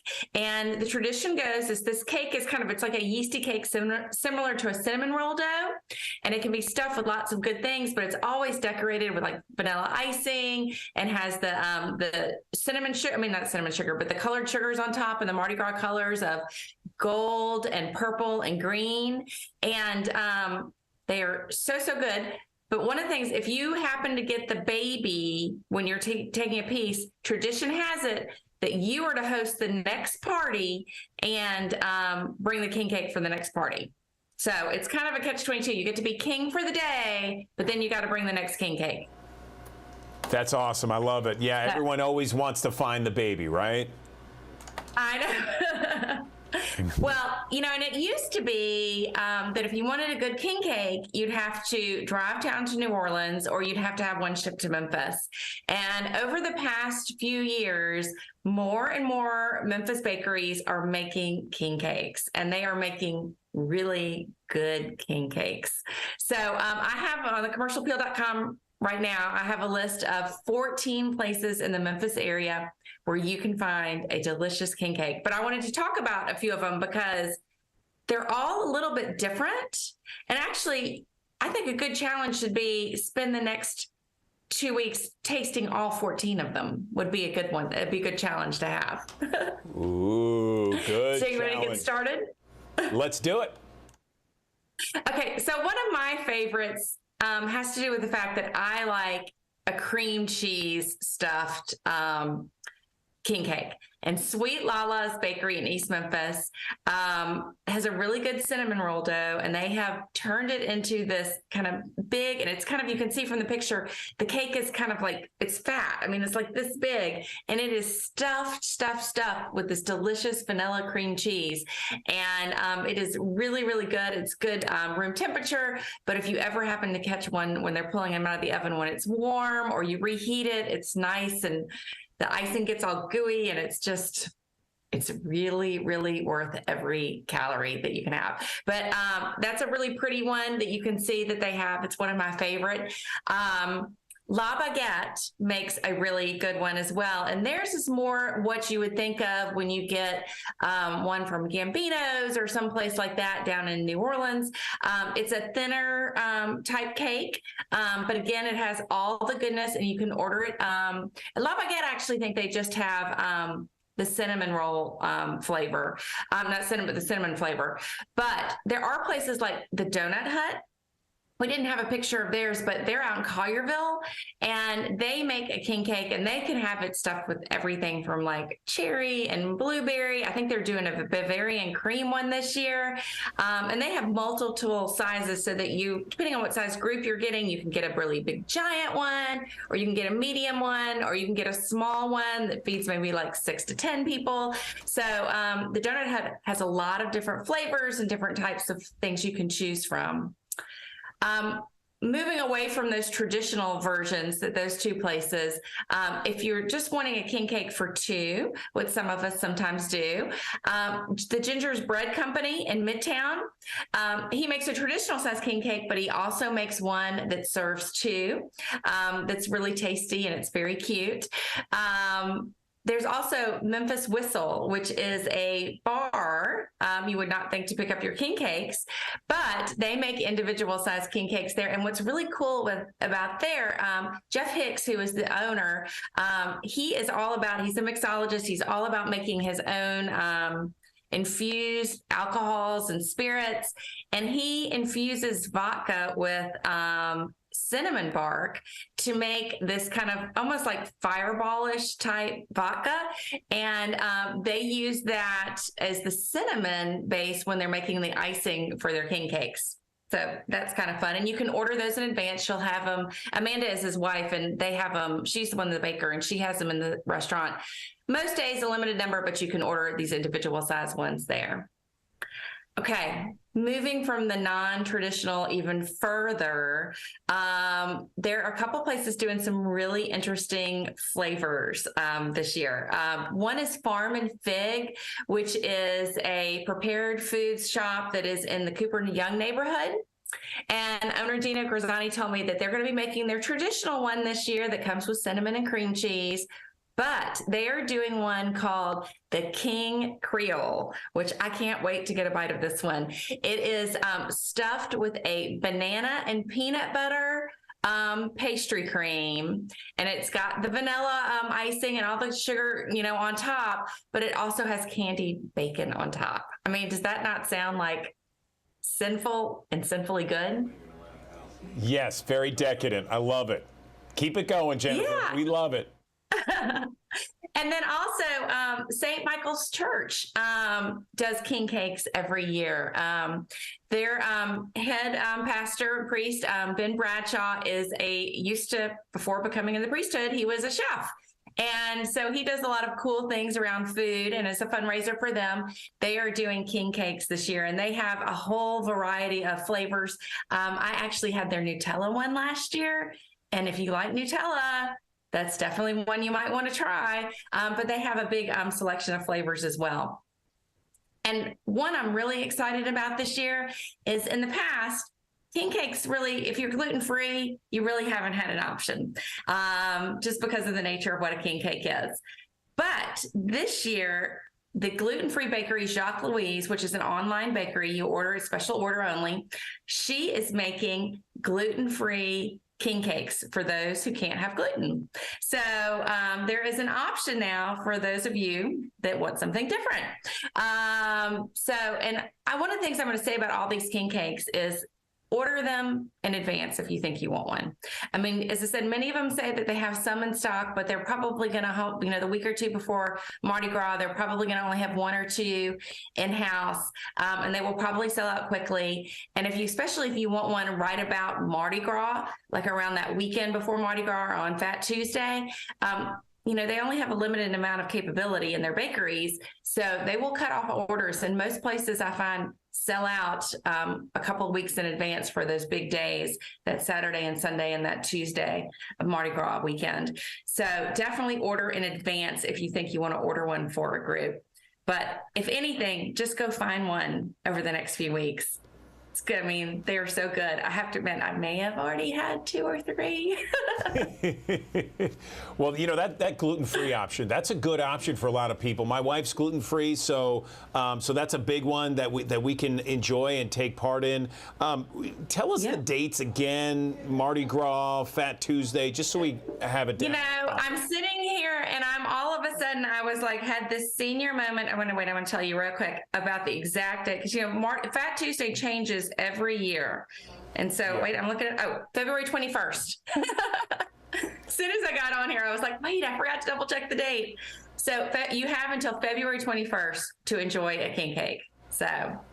Awesome. And then Primus Bakery, I see this one here. Oh, it's Prima's Bakery and Boutique. Yes. So Prima's is the Spanish word for cousins. And there are two cousins that own this cute little bakery that is downtown on South Main. It's kind of like a couple of bays down from Ernestine and Hazel's. And they do just amazingly beautiful desserts, and it's a fun gift shop boutique. And so this is their king cake. And as you can see, when you look at these pictures, everybody's king cake is a little bit different. And that's what I love about it. It's fun to go and taste and see how different they are. And one of the things about Prima's is, in addition to the king cakes, they're making king cake donuts. They're making king cake macaroons. They're making I think king cake decorated cookies. So they have a lot of fun things on their menu that are definitely worth checking out. I'm trying to think of who else that I have forgotten to mention. There's so many good ones on the list. Oh, and it's not necessarily a cake, so it didn't make my list, but insiders know that if you love a donut and you love a king cake, the 2 weeks prior to Fat Tuesday, king cake donuts show up in the case at Gibson's Donuts. So that's a good thing to know. Say no more. That's awesome. I love the cream cheese filling. I mean, the Bavarian cream and some of the other ones. I didn't know there was so much creativity when it came to king cakes. It wasn't. I knew it was not a one size fits all, but certainly there's a lot of creativity. I really enjoyed that. Okay, so people can see this on commercialappeal.com/food, right, Jennifer? Yes, I have the full list is up there now, and it'll actually be in the print edition Friday. And definitely check it out. And I said, let me know what's your favorites. And if you discover one somewhere else that somehow I missed, please let me know, because I'm originally from New Orleans. I was born there. I mean, I grew up pretty much in Memphis, but there's certain things that have a special place in my heart, and the king cake tradition is one that definitely does. So I want to make sure that I include everyone that I can in that list. So if you find someone that's making a great one, send me a note. Let me know. Awesome. Jennifer Chandler, the Commercial Appeal food reporter. We always appreciate your segment here on the Digital Desk. Thanks very much. It's good to see you. Happy Mardi Gras. Okay, thank you. Good to see you as well. All right, take a look at the latest edition of La Prensa Latina on newsstands right now. It has Lisa Marie Presley, such a sad story. She died last week at the age of 54. A memorial service set for Graceland on Sunday morning at 10 o'clock. Let's bring in the editor of La Prensa Latina. We got Vivian Fernandez de Adamson on the line. How are you, Vivian? Happy Friday. Hi, Andrew. How are you? Doing well, doing well. We had something this morning about the Mission of Mercy out there. Such an amazing event today and tomorrow for so many in the Mid-South, isn't it? Yes, it is incredible. And not only that, it's like, like last year, like I said last week, they saw like almost 40% of the patients were Hispanic, and they're expecting that it's going to be probably the same this year, or maybe even more. That's why they were looking for so many volunteers, to be interpreters, because, the Hispanic population has grown so much lately. So yeah, it is very successful. It is a wonderful event. It is very nice what they're doing for the community. Right, exactly. And so there's an article on that. I know that you guys are talking about it. Again, free dental care event at Bellevue Baptist Church going on right now, today, and also tomorrow. And some more info on LaPrensaLatina.com, correct? Right. And then also you have to remember that you have to be there before, although it starts at 6 in the morning, it is recommended to be there like at least at 4 in the morning, because by the time you get there, the line is going to be very long. And if you get there like around noon or maybe 2 o'clock, it's going to be too late. Okay. So there's another article in La Prensa Latina about this Puerto Rican star at Opera Memphis. Tell me. Yes, his name is Rafael Davila, and he's been an opera singer for 25 years already, over 25 years already, and he has done like more than 60 roles, you know. And Tosca is one of the main operas that he has been in. Actually, he was in Tosca, you know, at the Met in New York recently, and he's part of the Met staff as well, you know, the Met's cast, excuse me.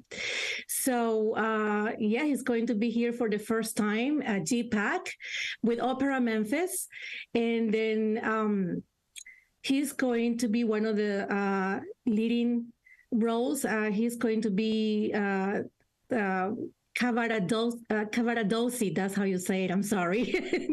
So he's going to, his role is Tosca's lover.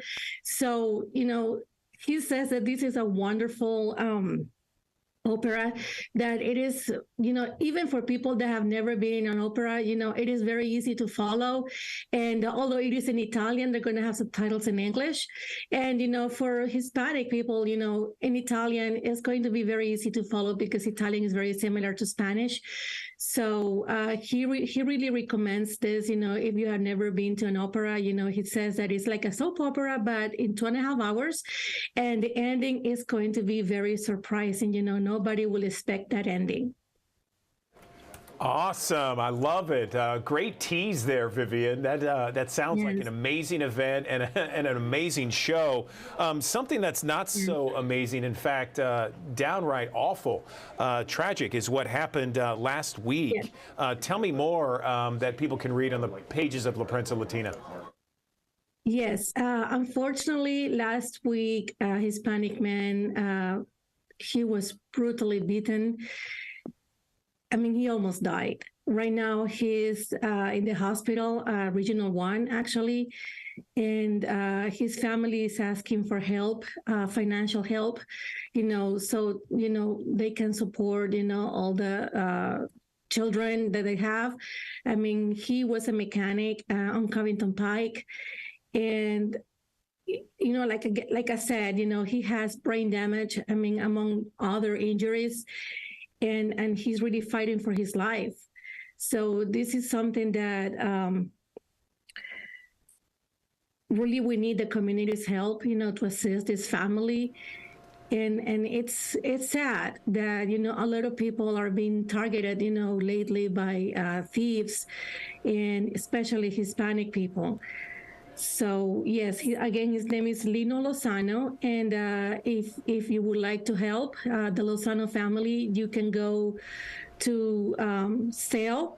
The number is 901-501-4019, or you can go to GoFundMe. I don't know if you have the link there, but I'm gonna tell it. I'm gonna tell you right now. Is https://gofundme.me/A4A91BCE. And also you can go to Venmo, and the name is Aileen Lozano Bravo. That's the daughter. So, and Aileen, as a matter of fact, she's a well-known local activist here in Memphis. Again, you know, if you can help this family, it'll be greatly appreciated. Yeah, and I'm sure that information is that also in La Prensa Latina, LaPrensaLatina.com, right? Right. Yes. Okay. Once again, this is the latest edition of La Prensa Latina, LaPrensaLatina.com. That's the issue that you can find on newsstands wherever you get La Prensa Latina right now, the largest bilingual newspaper in the Memphis area. Vivian, we always appreciate you coming on and talking about the various issues and anything else before we let you go. Well, actually, yes. Back to the opera that is going to take place at GPAC. This is going to be next weekend, Friday and Saturday at 7:30 p.m. And for our readers, you know, and followers on social media, they're going to have a 25% discount on their tickets. Fantastic. Okay. Opera Yeah, all they have to do is when they go to the Opera Memphis website to buy the ticket for Tosca, they have to include the promo, the promo code is La Prensa. Perfect. Perfect. Vivian Fernandez de Adamson, we always appreciate you giving us the info, giving us the scoop. Thanks so very much. Have a great weekend. You too. Thank you. Bye-bye.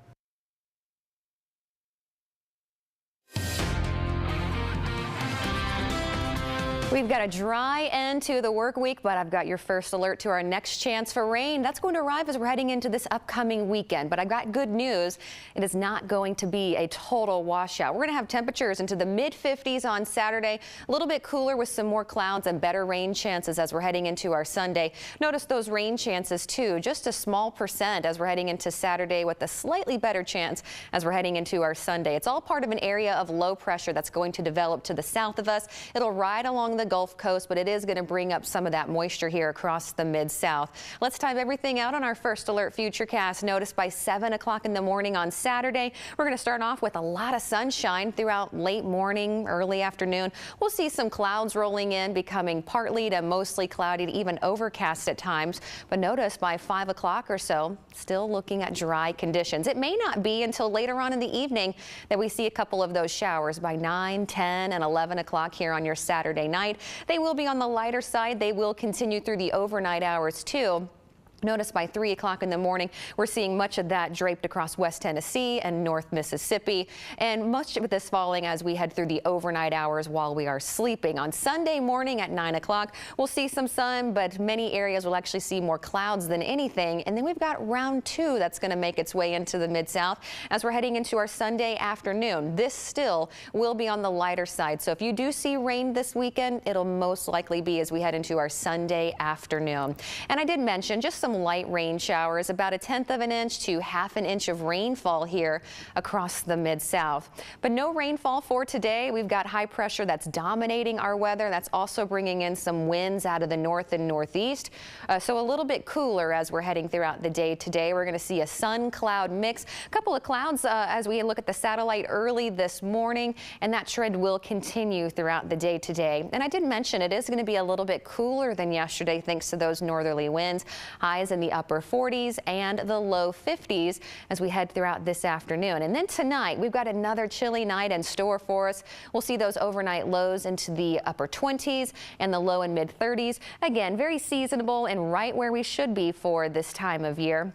So we're going to be dry today, mainly dry as we're heading into our Sunday with rain coming through, especially on Sunday afternoon and Sunday evening. A brief break as we're heading into our Monday. Then notice we've got round 2 that's going to make its way into the Mid-South as we are heading into Tuesday of next week.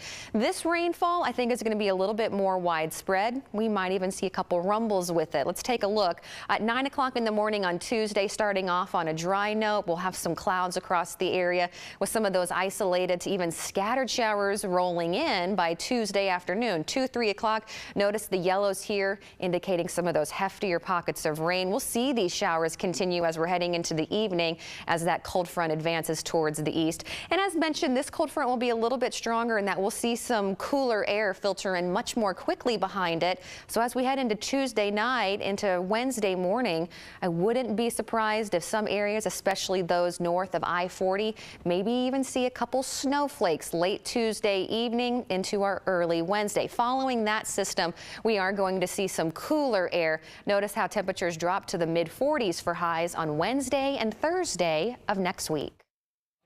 Okay, before we let you go, wanted to tell you about the Grizzlies game tonight. They are out in L.A.